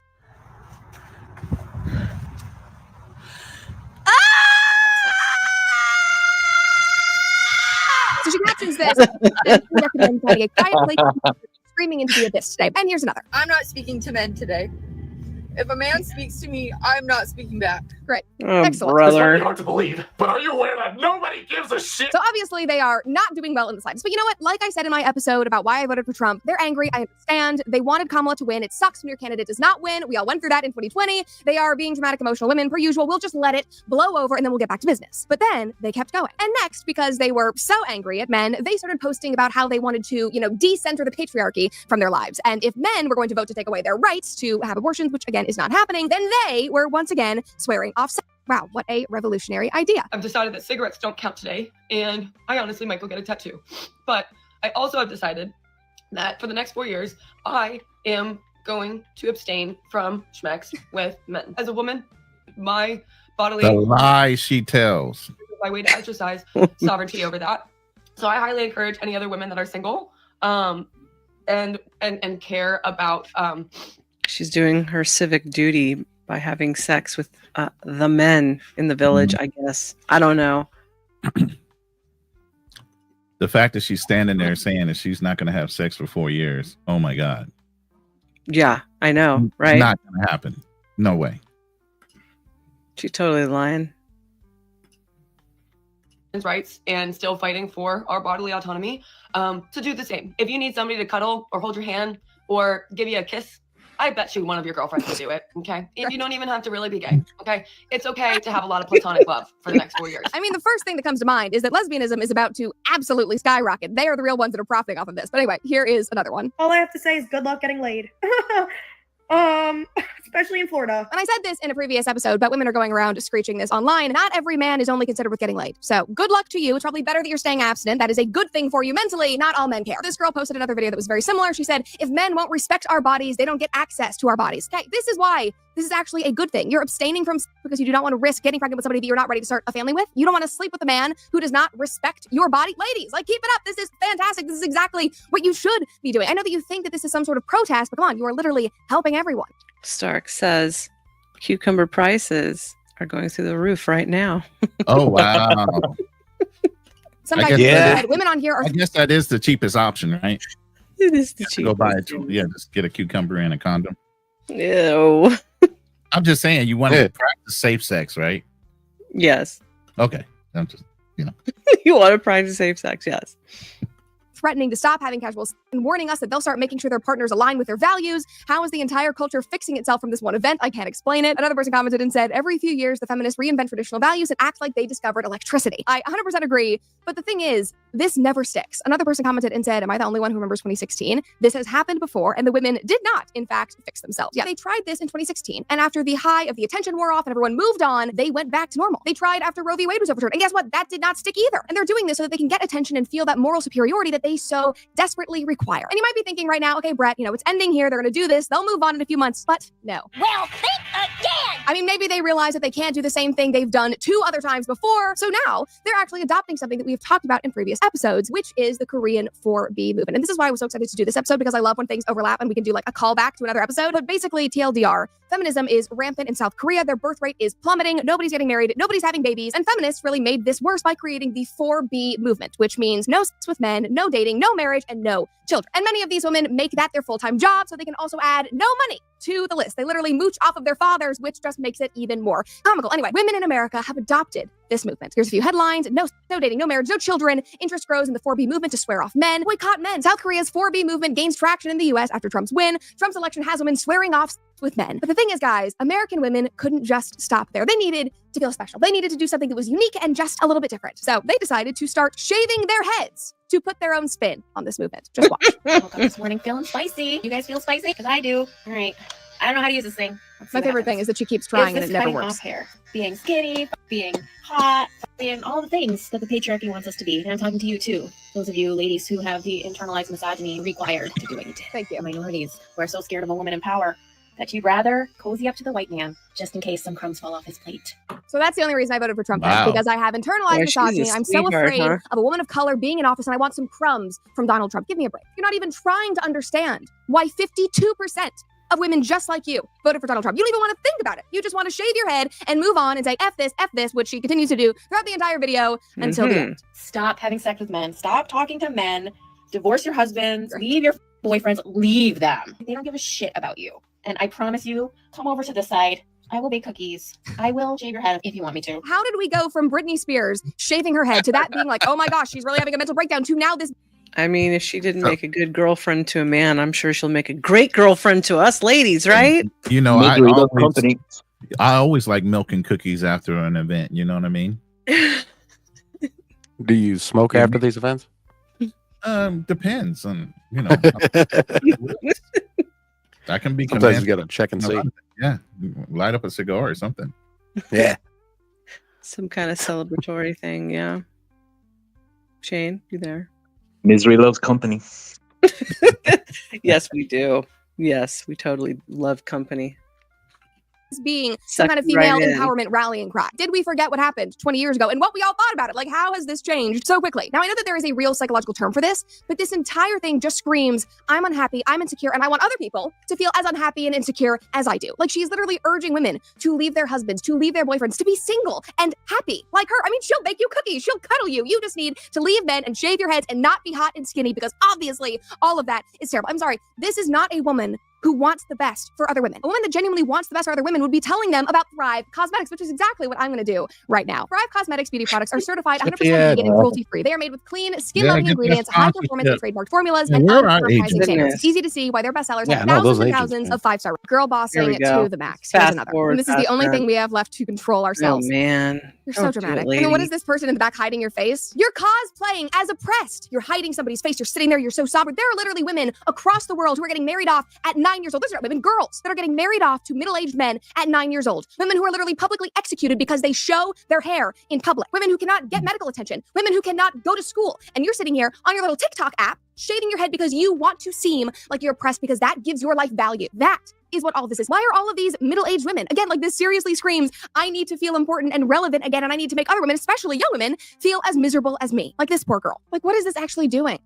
It literally is doing nothing. And all of these feelings of anger and frustration and insecurity are probably heightened because so many stunning, beautiful women all over this same app are literally celebrating Trump's win. They're celebrating their vote for Trump. Like, these videos are literally all over my For You page. This was right after he won. Here's another one. This absolutely beautiful, adorable mom. She's precious. This is the other side of the internet right now. But I don't need to spend any more time showing you guys those videos because we literally did an entire episode about these women last week. But women moved right for Trump this year. White women specifically moved plus 11 points for Trump. So all of this head shaving, all of this drama, it is a desperate cope. You are coping and seething. You just can't accept what you're seeing. It is a way to feel like they have some control over their lives, that they can stay relevant, they can bring other women down, since they're probably angry that so many of us very happily voted for the Donald. I mean, they are desperate to hold on to this idea that they are so oppressed and have to fight back, but you're literally not. The Valley Girl on X put it well when she said, you live in the land of the free, with privileges that you take for granted. You are not oppressed. Do you know what real oppression is? Women in Afghanistan have no voice. They are forbidden from going to school, visiting places of worship, going to gyms, salons, or even national parks. They can't work. They can't leave their homes without a man present or even choose their own clothing. Their basic rights and safety are literally under threat every single day of their lives. They do not have the freedom to leave an abusive situation. Meanwhile, some liberals in America are shaving their heads to make a point. Did you think about donating that hair to Locks of Love? Do you realize that you're trivializing the experiences of women with cancer and alopecia? You rail against the system, yet it's because of capitalism and your right to free speech that you can vent on social media and even profit from it. Real feminists do not stand for this. Women who truly care about rights don't stand for this. The 4B movement is a mockery of the real horrors that women worldwide are facing. It is embarrassing and it's tone deaf. And I completely agree with that. This impacted none of us other women in the slightest. Like, other than us seeing your video and going, ooh, okay, that is a bit much, maybe laughing at it, did not impact us. Men do not care. We don't care. But you know who does care? Well, like this poster just said, the women around the world who have lost their hair, whether that be to cancer or alopecia, or maybe it's fallen out due to the stress in their lives, that is who you've impacted. You are so focused on being martyrs and making yourself ugly to men that you haven't stopped to think about what that means for men who can't have the hair that you're buzzing off. Are you saying that they are Very unattractive and true. that men don't like them because they're bald? I mean, f you. But I will let these women speak for themselves. I am not part of this f***ing trend. Stop. Stop. There are people that have lost their hair, like me, and it has been devastating. You guys claim to be so caring and kind, but look what you're doing. You guys are not realizing that you are triggering people that have lost their hair, that have cancer.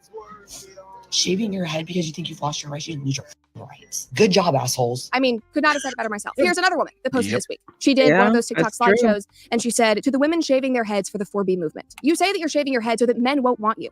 But does that mean that men wouldn't want women that have struggled with hair loss due to alopecia or chemo? Your actions are very selfish, and it's only affecting women that have struggled with hair loss. Should we not be able to feel loved by a man? Should men not want us because we're bald? Y'all are making it seem like being bald is a bad thing, and it's really aggravating me. People make fun of bald people on a daily basis, yet don't want to be made fun of for being overweight, ugly, etc. I have fought too long and hard to normalize bald women. Us women with hair loss don't take your words kindly, and in fact, you're definitely making it harder for us to feel loved. So please, before you go shave your head, think of the women who have went through traumatic experiences losing their hair, learning how to love ourselves again, allowing others to love us, and actually feeling loved by others. Y'all are undoing the work that bald women have worked so hard on. Per usual, the party of political correctness and inclusivity and moral superiority finds a way to belittle and trash a group of people that actually deserves love and deserves inclusion so that they can feel important. And that's really Yeah. all this is. Okay. All right. Wow. Wow. Sometimes they go so far left, they end up bleep R word. That didn't work. Sometimes they go so far left that they just make fun of themselves. We don't even have to put in any work anymore. Nope. It's lame. Don't be lame. Yeah. I mean, the biggest thing here, and she brought it out a couple times, 52% of women voted for Trump. Mhm. Why are you blaming men? Why are men getting the bad end of the stick on this whole thing? You know, or are we? That's the question. Are we really at a disadvantage because of this 4B movement? I don't know, Trippy. Do you feel like you're at a disadvantage from these women not wanting to give you pleasure for the next 4 years? No, actually, I feel like if I was single and I went on to Tinder right now, I could probably pull one of these multicolored hair girls that's super leftist very easily. And I doubt they're shaving their heads either because they pay to dye that shit. Kind of punishing themselves at that point, right? What about you, Shane? Do you feel intimidated by these women? Oh, I don't know how I'll sleep tonight. I joke. Ronan, would you think that these women doing this are putting themselves in the way of natural selection? I think they're self-eliminating themselves anyway because maybe they weren't even qualified to be in the position anyway, unless, like I said, somebody had a late night at the club and was just a little desperate, and they just happened to be in the purview of the drunk guy. Mm-hmm. That's exactly what I meant. And Trippy Cast or Shane, do you have any thoughts? Well, just I wouldn't even let them babysit a child, let alone mother one. Oh, agreed with that. Nothing you should be able to trust with that. And Trippy, you? Nothing? I think I already said my piece. Okay. All right. All right. The 4B movement, feminism's radical new wave. Been online and sentient for the past decade or so, you have likely stumbled across the gender wars, and unfortunately, my dear, you are definitely worse off for it. No offense. But around April of this year, a new... Oh, let's welcome in NYC King and Drew. Hi. Hi. Nice to going have on, you. What's up, Drew? And everybody else who's watching, remember to like and subscribe. Yeah, they're funneling in on my channel. They're not used to the portrait mode, so they're kind of like, wow, we tripping out a little bit. Yeah. Welcome, everyone. I know they like it, though. Yeah, sometimes you do that when you go live. You'll get used to it. New movement entered the villa. The 4B movement sprang up across TikTok, and its origins go back several years in South Korea and China. Ladies across the globe are putting their foot down and saying, actually, I'd rather be alone forever than have my life destroyed by a man. And over in South Korea and China, women are shaving their heads and refusing to engage with men at all. But before we judge, let's get curious. What is the 4B movement? And what does it say about our society's trajectory that gender separatist movements are on the rise? Post-election Maggie here. I must have a freaking crystal ball because Donald Trump won the election and immediately my timeline, and I'm sure yours, was flooded with women in America declaring that it's time to officially bring 4B to the States. So if you're here because of that, welcome. This was filmed prior to the election, but everything I say in this video still stands. I'd just be remiss if I didn't mention how rapidly this movement has grown as we have been editing this video. So here's a few TikToks from the past week or so.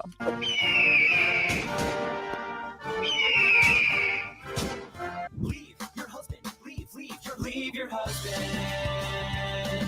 Go for a big long walk. Cry in nature.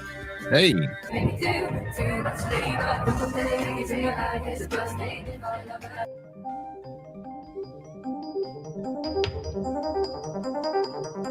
Why is the person in a hoodie cutting her hair?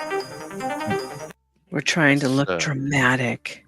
The Drama. dramatic effect. Yeah. Yes.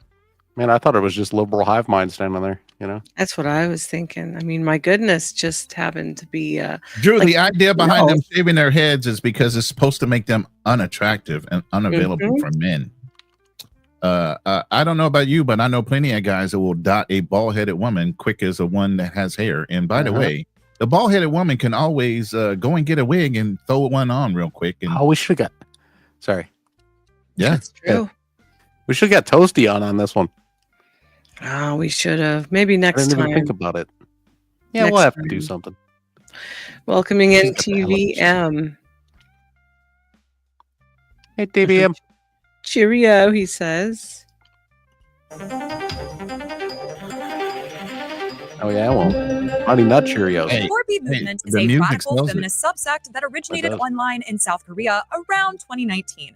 4B stands for bi. Bi means no in Korean. And the 4 no-nos, if you'd like to participate, are marrying men, having children with them, dating them, or engaging in intimate relations with them. And because things can always get more extreme, we now have 6B with 2 more rules. Women can't spend money on lashes, fashion, or any of those patriarchal products that appeal to the male gaze, and should always be supportive of other single women participating in the Wait a minute. Now we're going to be affecting the GPD. Now that's not okay, ladies. And they can't buy Correct me hair if I'm wrong, but don't- or any kind of makeup. What? Women are going to Yeah. go for this?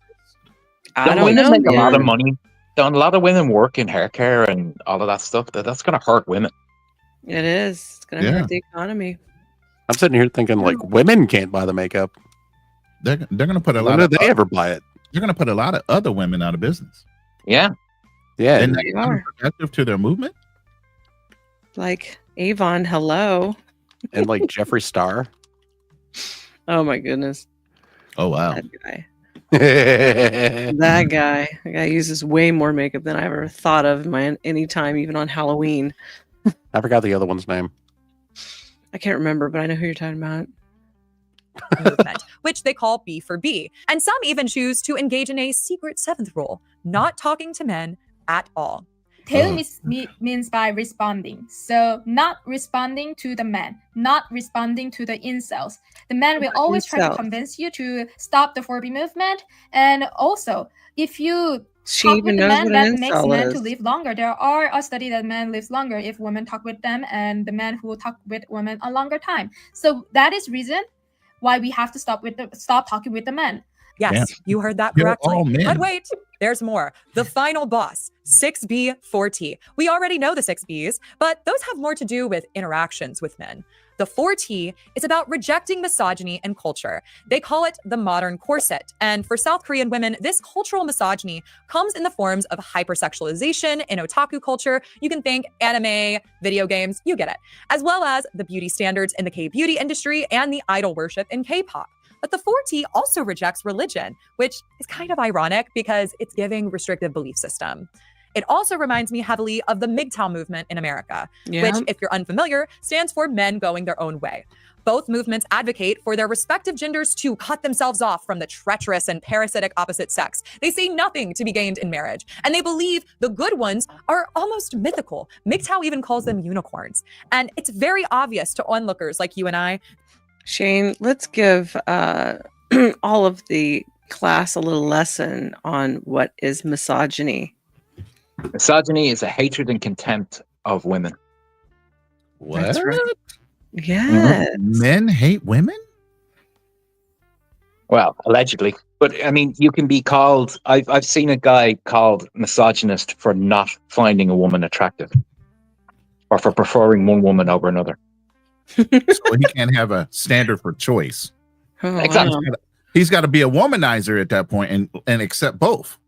Oh yeah, it's one of those most overused words. Honestly, I think most of what is called misogyny is really good old fashioned chauvinism, male chauvinism. It just thinks you're better than someone else. It's not Now, is that hatred at going all. on over in your country where you're at? What country are you in? Not really. I'm in Ireland at the moment, but not really. No, a lot of this is like, if you said half of this to anyone, they wouldn't know what you're talking about. Well, that's good to know. Mm. Ireland is still a safe place to travel to. Oh I yeah, work in the travel community, so I'm curious about some of these countries. So Ireland's very safe and very low crime. Very low. you guys in my room, take heed. Ireland should be on the list. No, Irish girls are great. Ah, even better. That both movements are made up of hurt people searching for easy answers. But how did they take such a hold on the population? For women in the 6B14 movement, rejecting men is a way to focus on their larger goals. They see this as the only way to gain autonomy and control over their lives. And I think to understand this, we need to zoom in because often individual stories reflect a larger pattern. Take Young Me, for example. So The Cut wrote an article about the 4B movement featuring the story of Young Me. She grew up with a father whose abuse chased away her mother and made her sister lose her hair from stress at only 8 years old. And Young Me was 5 watching all of this go down. As she grew up, she found herself desperate to please men with her appearance, spending a bunch of money on makeup and clothes. But when she found feminism online, a lot of things started to click for her. Young Me saw videos of women shaving their heads in protests of beauty standards. And after thinking about it for a bit, she realized men don't feel this burden, just women. So she went ahead and shaved her head too. By the way, short haircuts and shaved heads are a way 4B women recognize each other in public. 4B helped Young Me understand that the abuse her father inflicted wasn't her fault. And for those who have been hurt by someone who is supposed to love them unconditionally, being able to externalize that finally after years of blaming yourself is so healing and powerful. But what 4B does is paint a rather nasty picture of men as a whole, putting them in this box where they're all potentially dangerous. And therefore, the best act of self-preservation is to simply avoid. And many other women likely came to the movement with similar stories. The same goes for MGTOW. Men attracted to male separatism often have these horror stories of being totally screwed in divorce courts and losing their money and their children. 6B4T did not come out of nowhere. Only a year before it started popping up online, the Me Too movement swept through South Korea and China. In 2017, the New York Times published the now infamous takedown of Harvey Weinstein, sparking the Me Too movement in the US. The very next year, it came to East Asia, both in South Korea with the arrest of a senior prosecutor for sexual assault, and in China when a VP of a prominent university was removed from his position for sexual harassment. The growing feminist movements in South Korea and China led to a backlash similar to what we've experienced in the US. In South Korea, the group Man on Solidarity has fought back. Their leader has said, "We don't hate women and we don't oppose elevating their rights, but feminists are a social evil." One South Korean researcher claimed men in their 20s are deeply unhappy, considering themselves victims of reverse discrimination, angry that they had to pay the price for gender discriminations created under the earlier generations. And the South Korean leader Yoon Suk-yeol even used this as a campaign issue, accusing feminists of being responsible for the low birth rates in Korea. Does this all sound familiar? Yoon's opponent believes the real issue is an economic one. He likens South Koreans to chicks falling off a crowded nest. But how can the nest be crowded when South Korea's population is shrinking rapidly? South Korea's birth rate is the lowest in the world and falling at 0.72. The replacement rate by comparison is 2.1, and many of our most prosperous countries are in the same boat. We have shrinking populations. Men and women are clearly not getting along, at least online, and resentment is rising in every direction. So what do we do? I believe we need to embrace a more realistic and positive worldview over a negative collectivist one. Are some human beings nasty and cruel and hurtful? Of course. But it's unfair to claim that every person of the opposite sex is the same. Some people blame individualism for our increasing atomization, but with movements like MGTOW and 6B4T, it's pretty clear to me that collectivism is responsible not only for the gender war we're experiencing, but the loneliness we feel as a result. When we paint men with this broad brush, we lose the incredible individuals that make up men as a group, and we lose out on what they can teach us. Going full isolationist in order to protect ourselves means we miss out on so much growth that comes from interacting and collaborating with others. Even if you zoom it out, societies of people benefit so much from interacting with one another. Sometimes there's a little war here or there or some nasty interactions, but we still choose to trade and make treaties and talk to one another for a reason. We are simply better together. And if we want to overcome the gender wars, it's high time we start viewing one another as the unique, complex individuals that we are and embrace what makes us different. If you like this video, please let me know by hitting the like button, subscribing, and leaving a... So what did you gentlemen think of that? I think that was very well said by her. I thought so too. Yeah. And Drippy, you? Oh yeah, well said.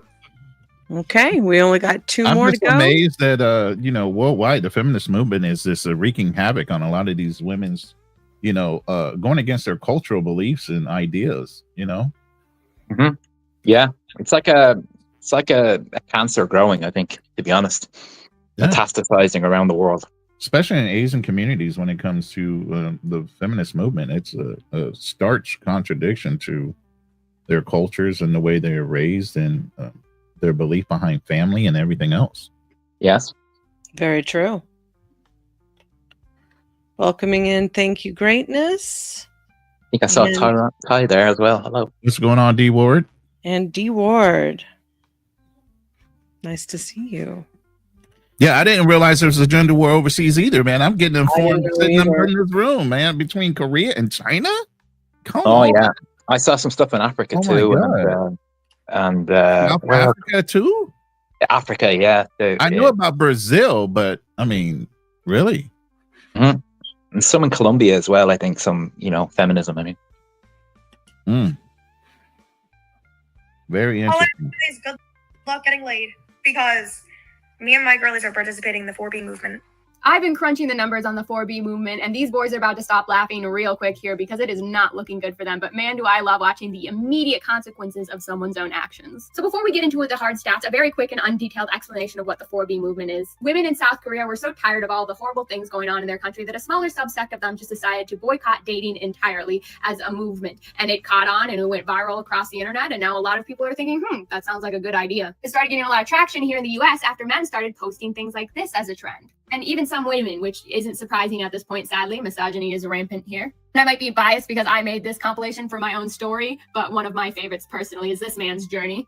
My favorite thing about this is that these men are laughing and celebrating because they don't have to deal with blue women anymore, and we're weeding ourselves out as if we would ever go near them anyways in the first place. But I'm laughing because they're about to start crying because they don't realize how statistics work, and I do. So please allow me to be and the one I to experience this story do. today and walk everyone through I the do. stats. Now, since they're so glad that the blue women are gone, we're going to break down what's left in their dating pool and then proceed to laugh together. Please do. Luckily for them, only 40% of women between the age of 18 and 29, according to this survey, are blue. And we're going to give them the benefit of the doubt of pretending that all 37 of the people in the middle would actually consider even going near them, which already feels like a statistical error. But then we look at the male side and we see 25% are blue, okay, but 29 and 44% is everything else we have to add together here. So if you add those two together for the women, that leaves them 58% of the dating pool, again, being delusional enough to believe the middle would touch them. Sure, because I feel like they honestly just need that at this point. But if you add the middle and the red, that's already 73% of men. These numbers already aren't looking great, boys. So now we have to go and look at the US Census data. Now we don't have exactly 18 to 29, but these numbers will still give us a pretty good idea and pretty close. So if we add up all the numbers on the right here for the women and we kind of take a guess at 18 and 19, we're going to get about 24 million. Here it is shown in case you don't believe me. And then if you do the same thing for the numbers on the left that were in that screen, you get 25 million men total. But we're not done yet, and that's already not looking great for them. So if we recall, we were working with about 58% of women were left in their dating pool after the whole goodbye blue. And if you multiply that by the total women, you get about 13.9 million women that are available for them to Wow, date. man. You know, if they can manage to look past their You're personality. really going way too far into this for no So reason. taking the 73% of those men who want those women. Well, she's just kind of acting like this is her civic dating is her civic duty. Right. And she's sort of forgetting that It's blue like- men are included. But here's You know, the four thing. big. It's Go a ahead. big thing.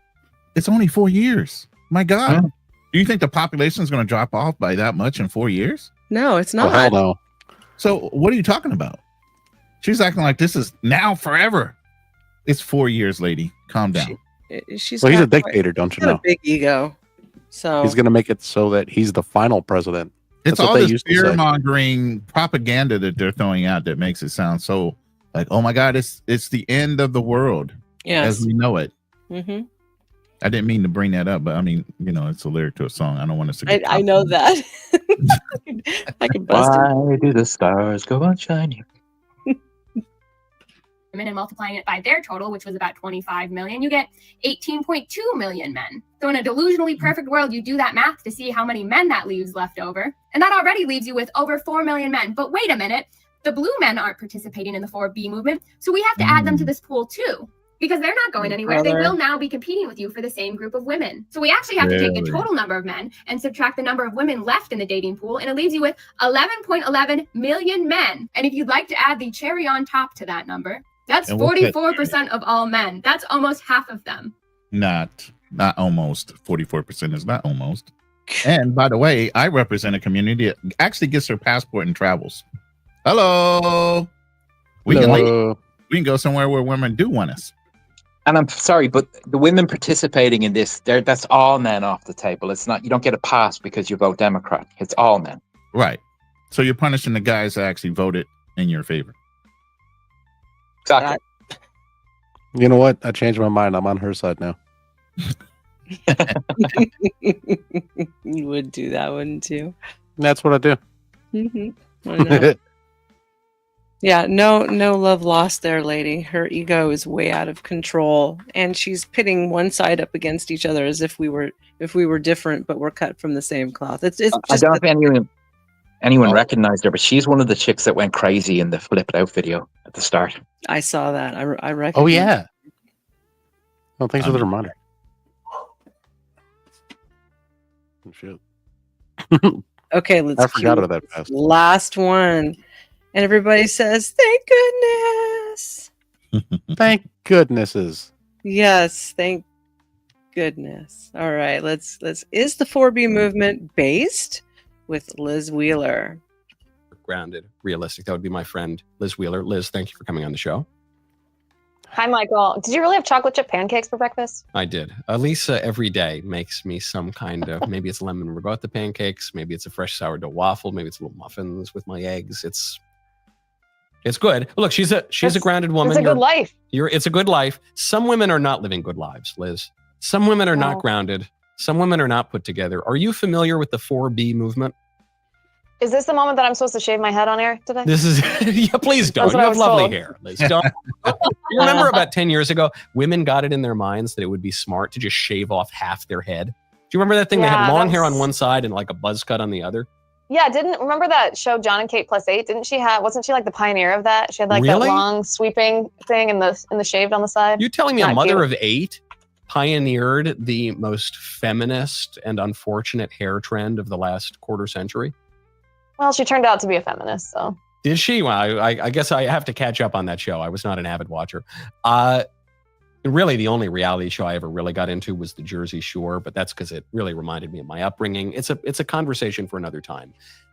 For this conversation, Liz, That sounds like a conversation that viewers would be interested in hearing. when I was just there, little Gym Tan Laundry, beat that beat up. Yeah.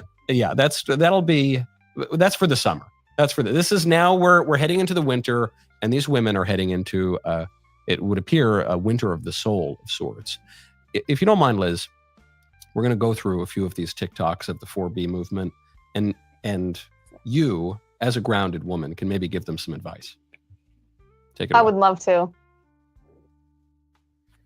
I just woke up and I'm still processing, but I just want to issue a formal announcement to everybody in my life that I have now joined the 4B movement. That's for one. Secondly, the first question I'm asking everybody in my life from this moment forward, who did you vote for? If I get anything aside from Kamala, get the fuck out of my face. If you're not trying to hoard Plan B and start an underground abortion railroad, then I don't get the fuck out of my face. Honestly, oh my God, I'm tired. Thoughts? Oh my goodness. Well, I'd like to laugh at her because he's making me part tired. of it's comical. The 4B movement, you probably already went over this, but the 4B movement is a radical feminist separatist movement. It calls for women to reject dating men, marrying men, having sex with men, and having babies. And it's not just a political movement. They actually want to reject men from every portion of their life. It is an anti-man movement here. So my first comment on the 4B movement is, okay, ladies, if you are trying to reject all of those things, dating and marriage and sex and babies, because you think you cannot abort your baby, we accept your terms. Those terms sound great to me. If this is what it took to get women to stop participating in hookup culture, to stop having sex with men who have no intention of commitment or love, to stop aborting their babies, this is exactly what we hope for. Aside, of course, from their side dish of anti-man here. But the larger picture here, besides sort of laughing at the comedy of the thing, is it's very sad. It's very sad to see these women so attached to abortion that they think their entire identity revolves around it, that to be who they were made to be, to achieve their potential, to be successful, to be happy, that they have to. She's talking about identity politics. Do you guys have any thoughts on that, Ronan? No, I mean, she's going right down the right road, but I mean, these women are delusional. I'm just sorry. They're delusional and narcissistic to think that whatever they're doing in their own selves is affecting the overall world over a fucking vote. It's like main character syndrome. Exactly. Trippy, did you want to elaborate on that? Main character syndrome is when you think you're the most important motherfucker in the room and everything is done for you. And basically, they used to have a different name, I'm sure. But, internet. So now it's main character syndrome. Being like narcissist? Yes. Shane, did you want to add to that? I don't know who they think they're hurting, I mean, they're the ones that are going to miss out on kids Life. and everything that comes with it, Yeah, life. Mm-hmm. I mean, basically, they're just volunteering to be in the incel community. Yeah, exactly. Very much so. Like the men going their own way. I've noticed most of them are pre-rainbow, convincing dudes to go that way. So, or WGTOW. Figgy wiggy tow. Pretty much. WGTOW, like females going their own way. Mm-hmm. To kill their unborn children in the womb. And just about as useful, right? Yep. Our culture is very sick, Michael. We have a lot of work still to do.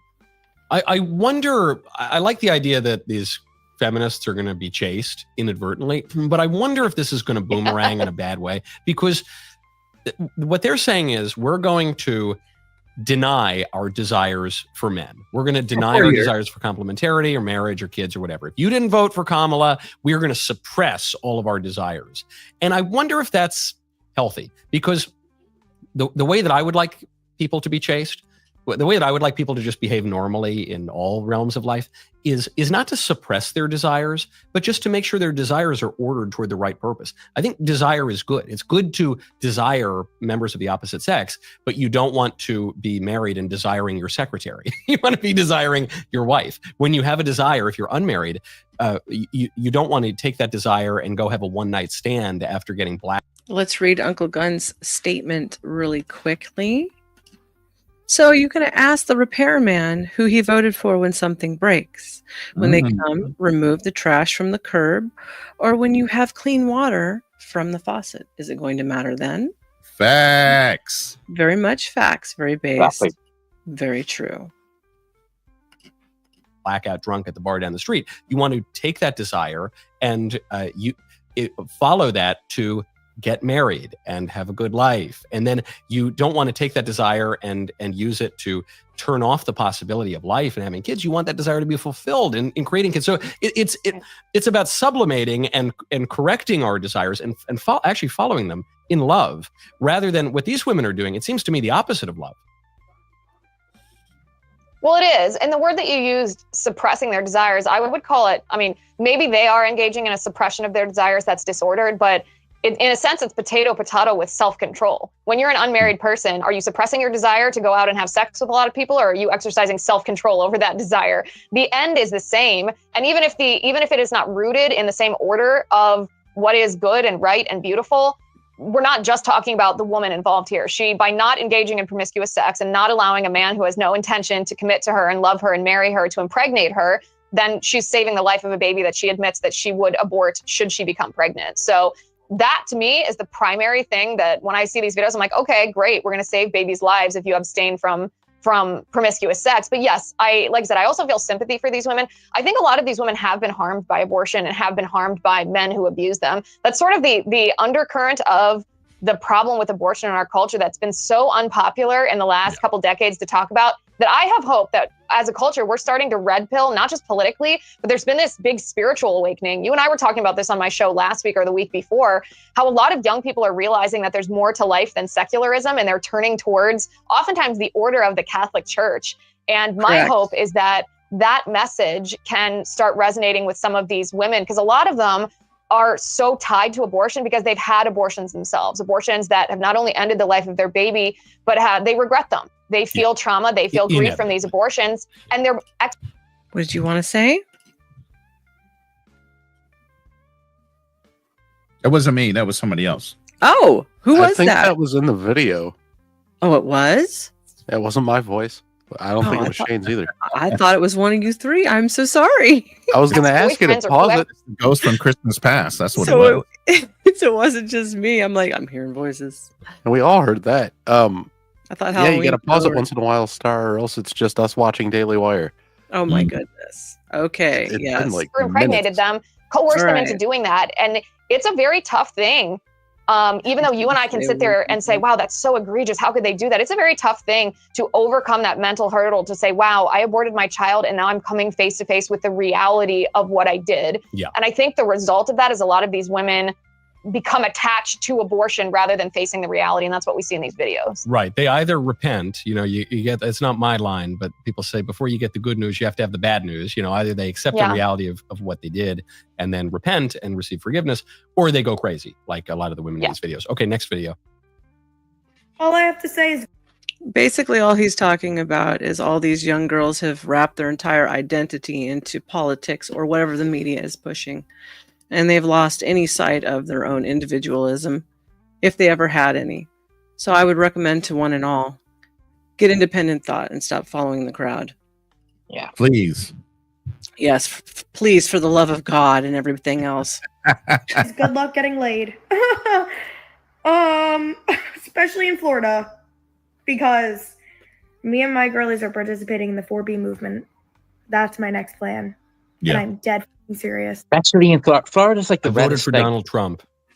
Say that again, Shane? Isn't Florida like one of the reddest states? It is. Yeah. And so, especially in Florida? What? I don't know. I felt like I missed something when they said that. Yeah. And I have three children under the age of 4. If she was for Kamala. Oh. And there are many such cases.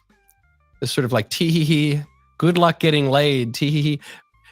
We single women, we're just going to turn it off, getting okay? And we're whacked. not going to give you promiscuous. And by the way, Like they don't want it at all. single people, yeah, even if what you're pursuing is just like, doing the deed, a lot of times, you're more likely to do that within the context of marriage. People look back on their single days and they only remember the successes. They don't remember the strikeouts. They don't remember the loneliness. It's so deceptive, the whole thing. And even if you do have a one night stand or something, it's so unfulfilling. It degrades the person regardless of even if you're the biggest lib in the world. That woman like, tee-hee-hee, yeah, good luck getting laid. Yeah. Hey, actually, you know what? I'm good, man. Maybe, how about you look take at the a break? statistics. Say it again. Look at the statistics in the studies. And I don't mean to be graphic here. I just where these women are putting it all out there, if you will, or not. And I think that we should look at, I read a study this was probably early in the summer when we were doing an episode about Andrew Tate and the hookup culture and all of that. And if you look at the satisfaction rate of hookups versus sex within the context of marriage, it was something like men only orgasm 60% of the time during a hookup, and women only orgasm 10% of the time during a hookup with an otherwise stranger outside of the context of marriage. And I thought, no one ever talks about that, probably because it's uncomfortable and no one wants to say it, but no one ever talks about that when they're talking about how wonderful the hookup culture is compared to the statistics about sex within the... Oh, the hookup culture sucks. Let's be realistic. Yeah, it does. It was never a good idea. Sex was never casual. What do you equate that to? Why isn't it good? And why is the statistic so high when it comes to pleasuring women? Would it be because women self-pleasure themselves overly too much and overstimulate themselves that when they actually do get with a real man, all of a sudden it's an issue for them to climax? That's definitely an issue. But I believe that something like 60% of women can't climax normally. Yeah, that's about the average. Yeah, they need, self-stimulation. I mean, if the man knew what he was doing, he should already have gotten that from her. Well, it's a psychological thing. It's like they won't let themselves. It's or they before the man has ever come on the scene, they've only ever climaxed manually or with some sort of toy. So that's what I'm talking about, the overstimulation part. Yeah. But the other thing that these studies say is that women who are in monogamous, loving, happy relationships, over time, their bond grows and they get more and more satisfaction. Called pair bonding. Pair bonding. And the oxytocin that's released after sex, it sort of bonds into, they get more satisfaction, as time goes on, rather than a stranger who they've never met and have no emotional attachment to. He's just some guy in a bar whose name they don't remember. So then you can equate having random sex by women on multiple cases. It's their fault that they're having a problem with climaxing because they're doing something they should not be doing naturally.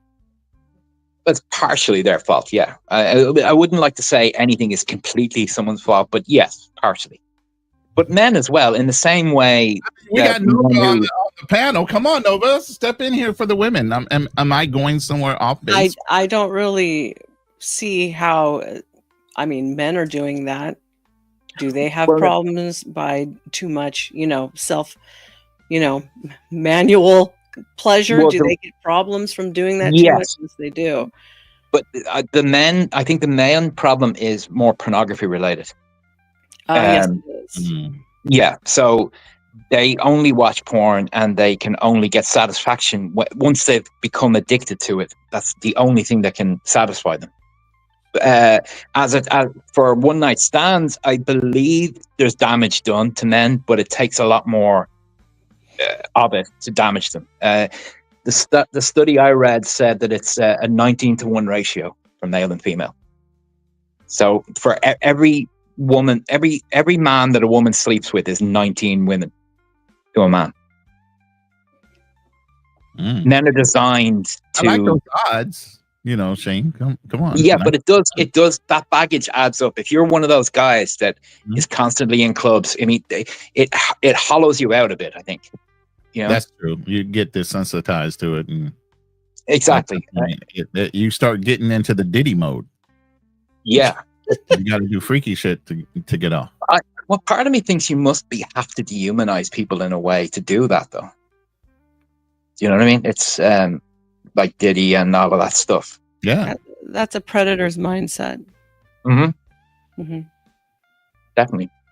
I just think that the sexual revolution was a huge mistake. Sex is never casual.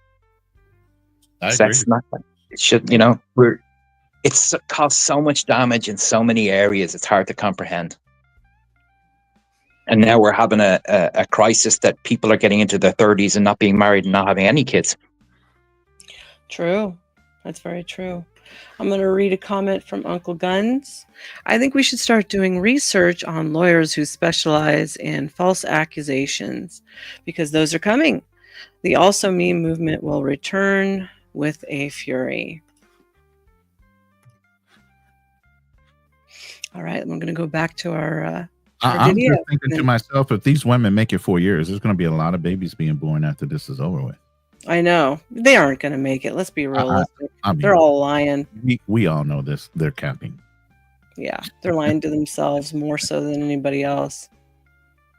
The context of marriage, women specifically, men too, but women's sexual experiences obviously are more intertwined with their emotional security. Women report being the most satisfied with sex when they are married, when they are in love, when they are having sex with their husband. And yet these women are, I mean, in my opinion, they're missing out. I think they're probably missing out. And so maybe this underscores your point, Liz. Maybe these women do need a reset. Maybe they do need a little 4B, a little sabbatical from the hookup culture. Maybe that'll reset them a little bit, and that feminism will end up being an instrument to having an actual good life. Right now, go to expressvpn.com/election. Let's say someone were to set up a surveillance operation that targeted your computer, your smartphone, other connected devices. RESSVPN.com/election, ELECT. And funny enough, I actually just broke up with my boyfriend a handful of days before the election. As a woman, my bodily autonomy matters, and this is my way to exercise sovereignty over that. Delete your dating apps, because we can come together in community, and if you need somebody to cuddle or hold your hand or wow, get rid of the woman, the man that protects you, provides for you. The hell with him, just so you can get the right kind of vote. And especially a vote that's irrelevant, because Kamala couldn't have done anything in that department. Facts.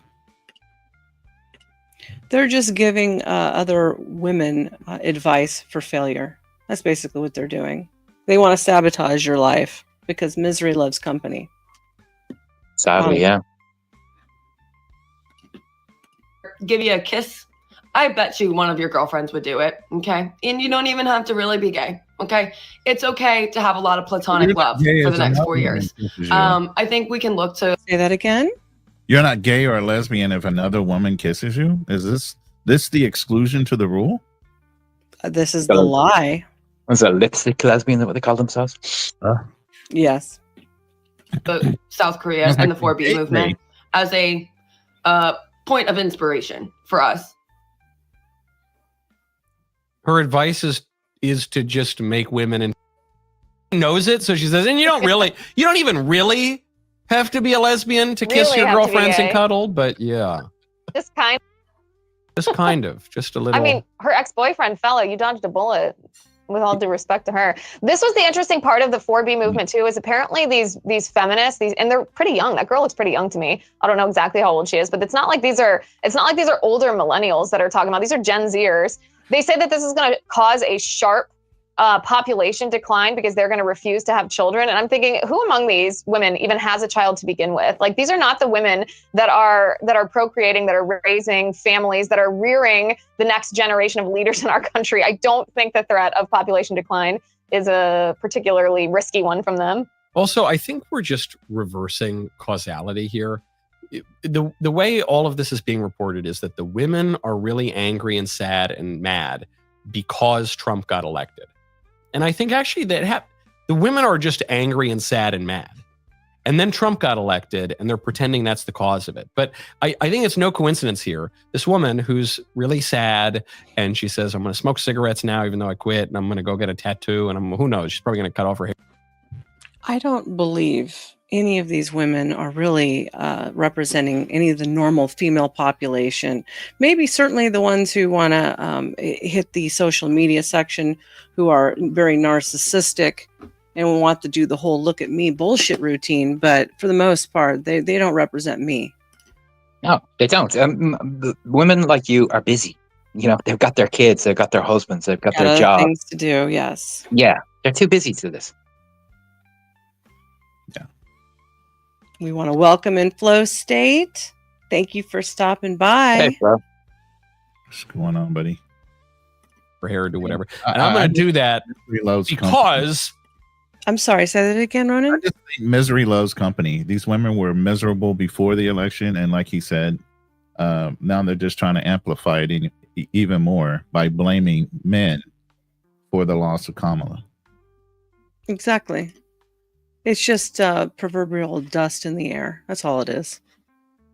Trump got elected because the guy who was already president got elected, and he's going to cut taxes a little bit.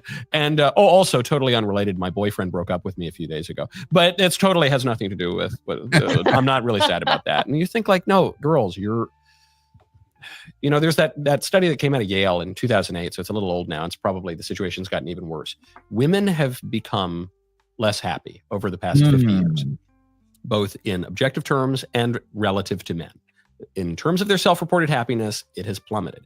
And now huge swaths of women are on depression pills all the time. Women in their middle age, women in their teenage years. They're constantly popping pills because of how sad they are, how unhappy they have become since, coincidentally, feminism hit the national scene. And so they're trying to come up with all sorts of explanations for their unhappiness. I'm unhappy because of the patriarchy. I'm unhappy because of systemic racism. I'm unhappy because the Mango Mussolini ascended the throne again. Or whatever it is, but maybe they're just sort of unhappy because of how they're living their lives. And if they changed how they're living their lives, maybe they get a little happier.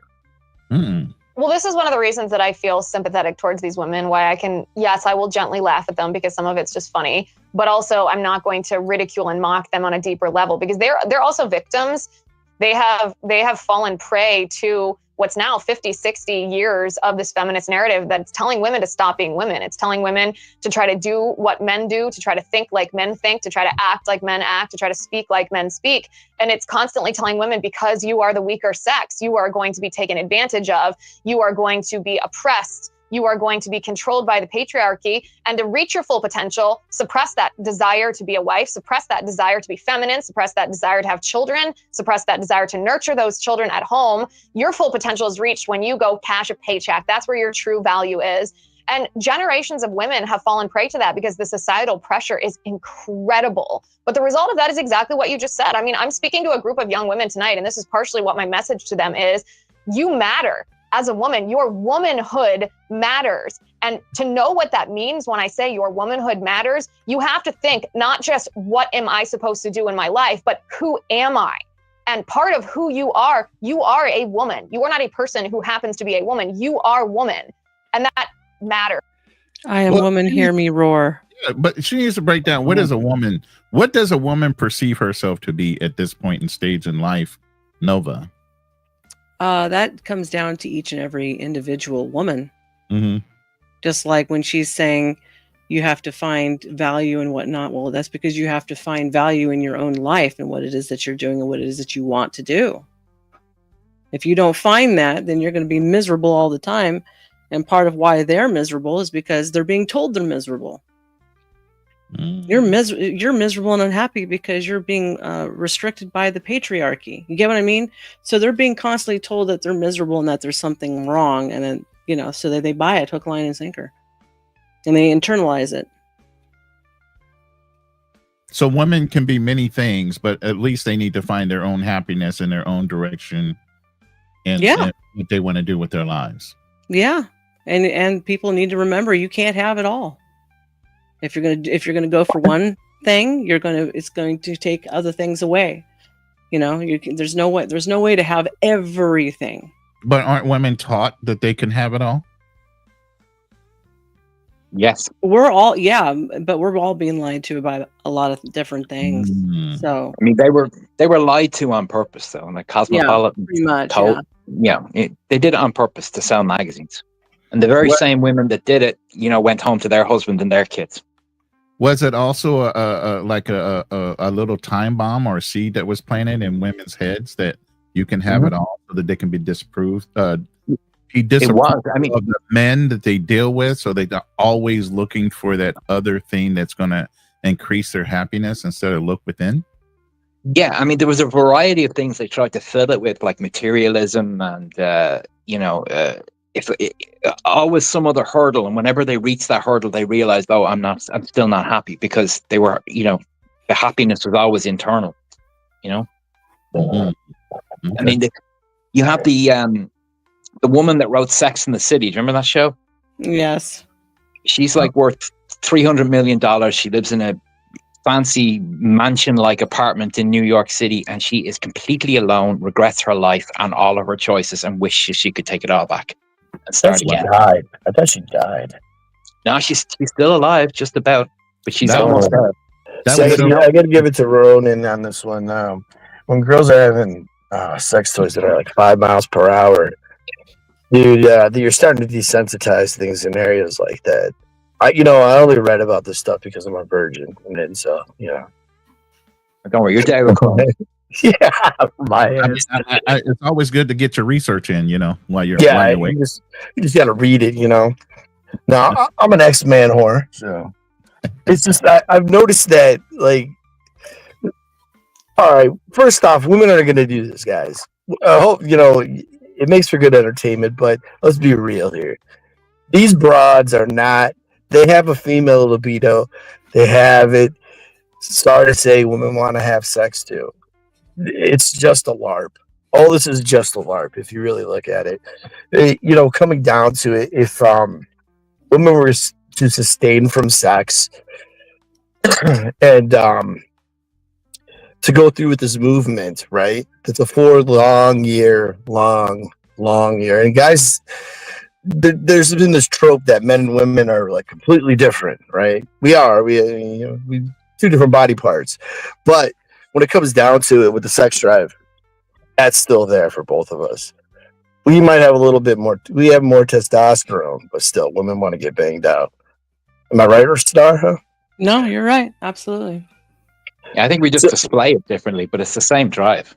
But if you look at it, it's not even so much like women in bad behavior. I'm running into men now because I'm Gen X, 45.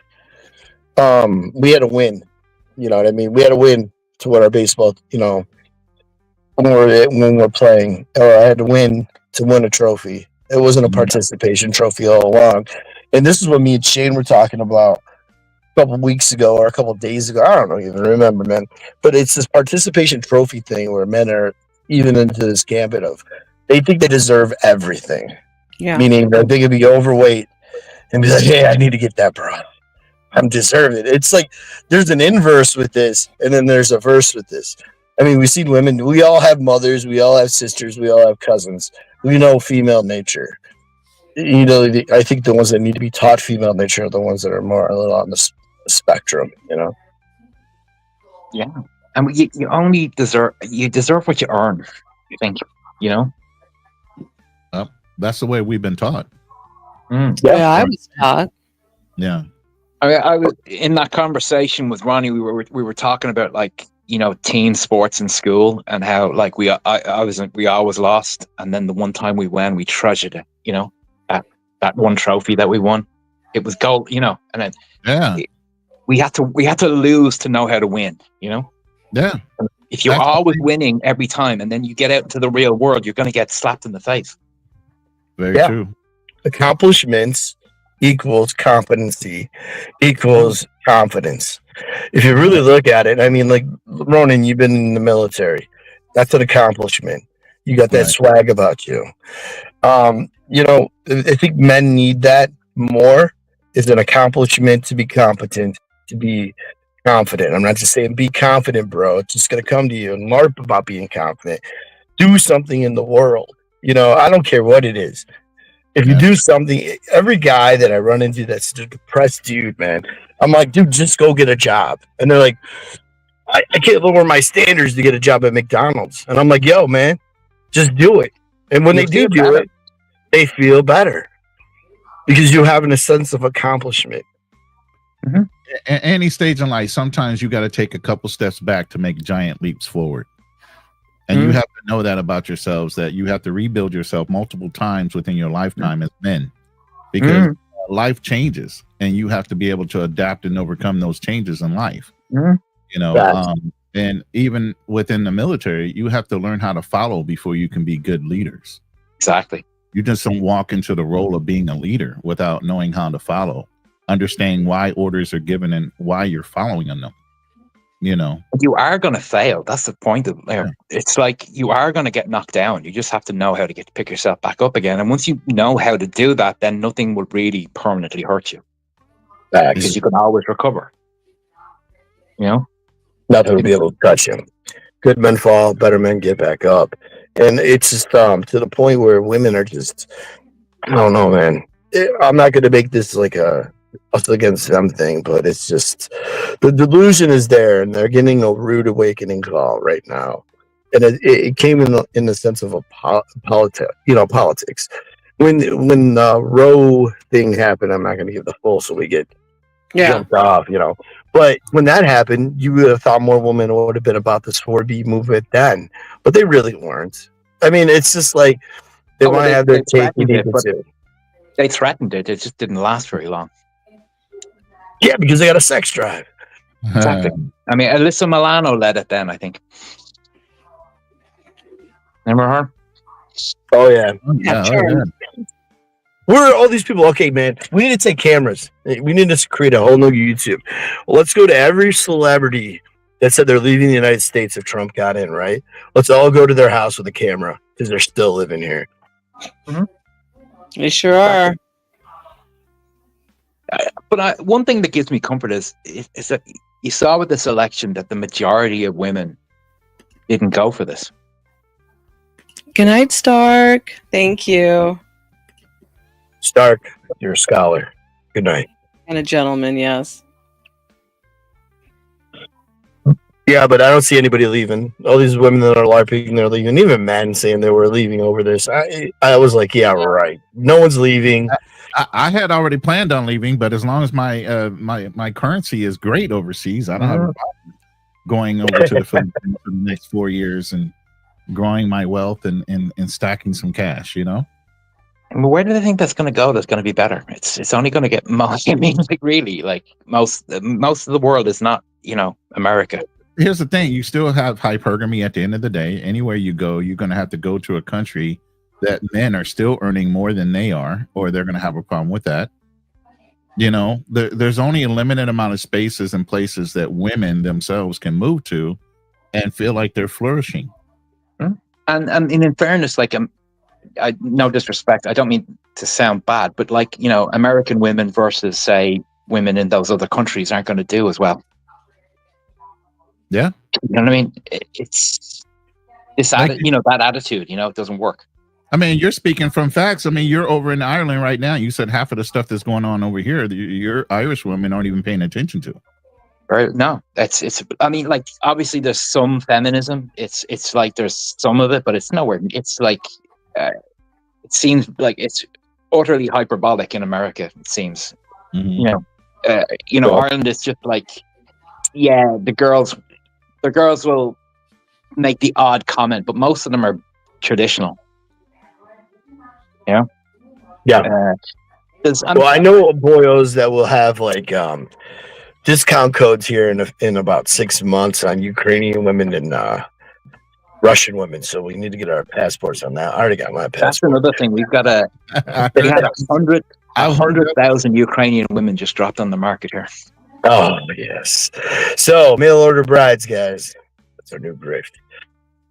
I get a cut of the action.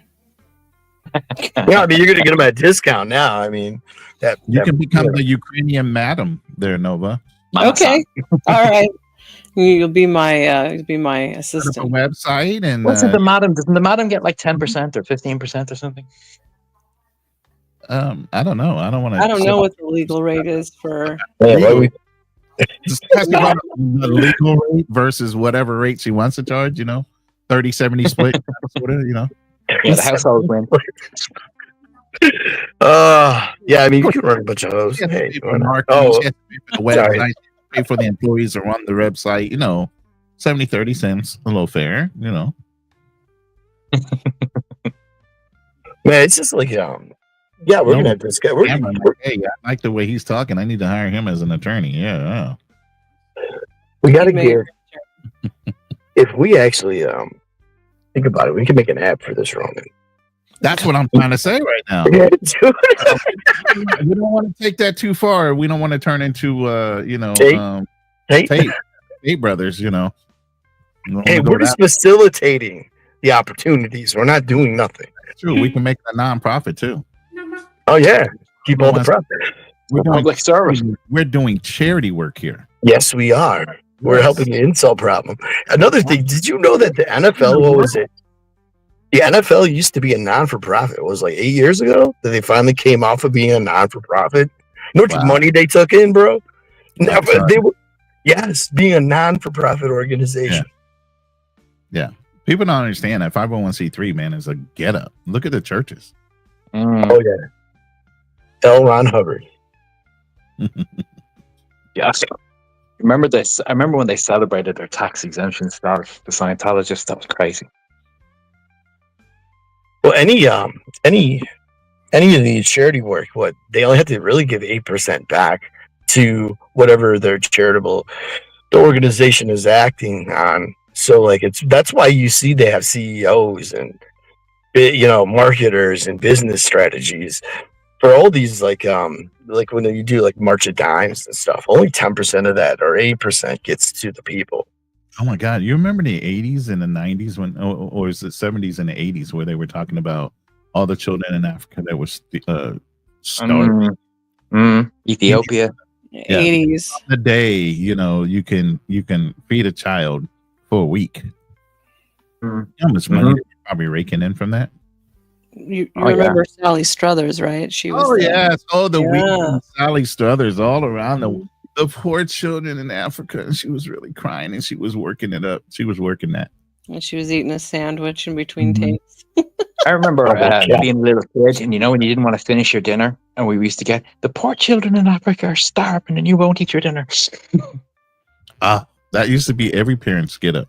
It was. Yeah, I heard it. But somebody was telling me that was raising money for Ukraine, humanitarian relief when Ukraine started, and he wouldn't go near any of the major charities. He went through the church. Because he said that the churches, much more of the money will get to where it's going. Majority of the time, yeah. Well, I see it because I'm in Chicago. I'm in the third largest Catholic diocese. So when it was like anything with charity, you actually seen it. Catholic charities really did give to the people, and you didn't have to be a Catholic. You know what I mean? They were like doing vouchers for cab rides back home from the hospital. Toy drives, all your homeless shelters, stuff like that. So it was really like if your kids needed tutoring, you didn't have to pay. The nuns did it. You know what I mean? So it's like, and I had to do the tutoring program in the summer. My mom would make me and my brothers go, and there was other kids from other religions in there too. It isn't just an enclosed space, Nice. Yeah, the Catholic Church is the oldest, largest charity in the world. Interesting. But all Christian faiths are. I think we were looking at something a few weeks ago. It's Christians give 4 times as much to charity as secular people. That's true. But in their church, a charity? But it is. People donate via the church, or to regular or to local causes. I think even there's some stats on helping strangers. And the reason I say that is because there's a lot of churches that have these building funds that never really produce a building. Yeah, there are scams. Oh, God. Oh, yeah. You know what I mean? We talking about building, we already got the land, but we're talking about building Kwame Brown? Kwame Brown? D Ward. Feed the Children Network. Yeah, that's what it was called, man. Feed the Children. Or like the TV evangelism, that kind of stuff. Oh, yeah. The guys that have multi-billion-dollar homes and, they have super churches and, they got they have people in their churches that are starving. They have food banks and different things like that, but they still have people that were tithing 10 times what they should have been tithing, Yeah, some of these have like a minimum amount, doesn't it? It's like 10% or something. Their income. 10% of your income is supposed to go to the church. Supposed to go to the church. Welcome in, Joe Cool. Nice to see you again.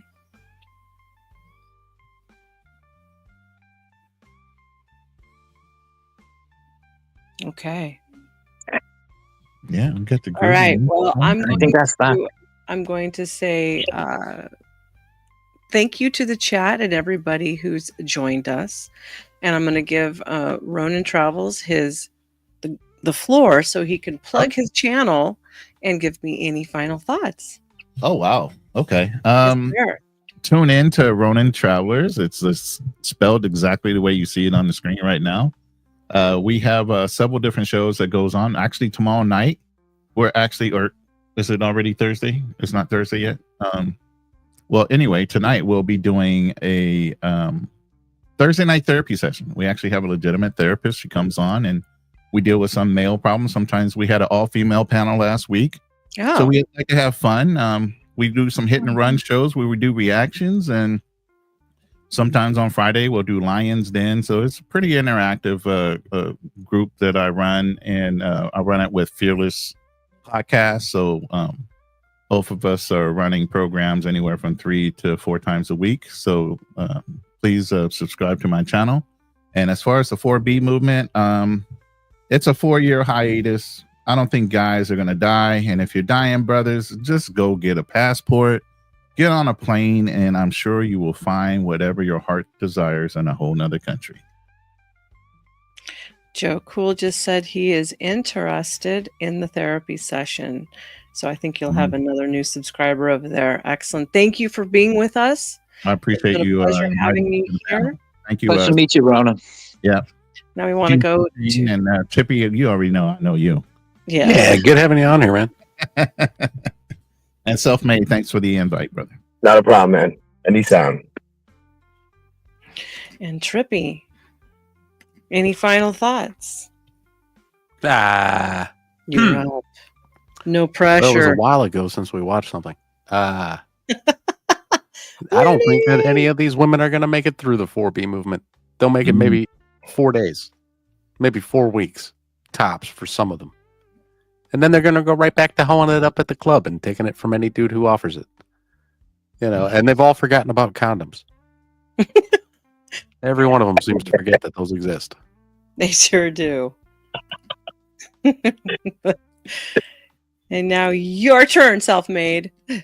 Whoa. Hi, Whoa. I'm your local degenerate troll. You can find me at selfmade.com. I'm actually a DJ producer, music producer. Got a new album coming out next year. Have another album in the works that's coming out on Chicago Tracks, where all the legendary house guys are. Other than that, yeah, don't have to worry, boyos. You're not gonna siphon it off all that long. It's like a dead bedroom. It only lasts so long until you get yourself a sugar baby or pay for play. Pretty much. All right. And Or get yourself a passport. There you go. Get yourself a passport. Or Okay. get yourself a passport. Okay. My final thoughts are: the world is not going to end. Everything will be okay. I'd like to thank everyone for coming along, and don't forget to subscribe to these good gents and our fine teacher, and let the comments know what you think of the show. Shane is my favorite student, and we love our Irish gentleman over here. So for all of you ladies out there who are participating in the 4B movement, let me just remind you, you're not affecting anything or anybody but your own life. And you've got yourself wrapped up into cult-like mindset. I would recommend that all of you go seek mental help. Anyways, from all of us here from School of Thought, thank you for joining us, and we will see you again soon. Good night. Bye.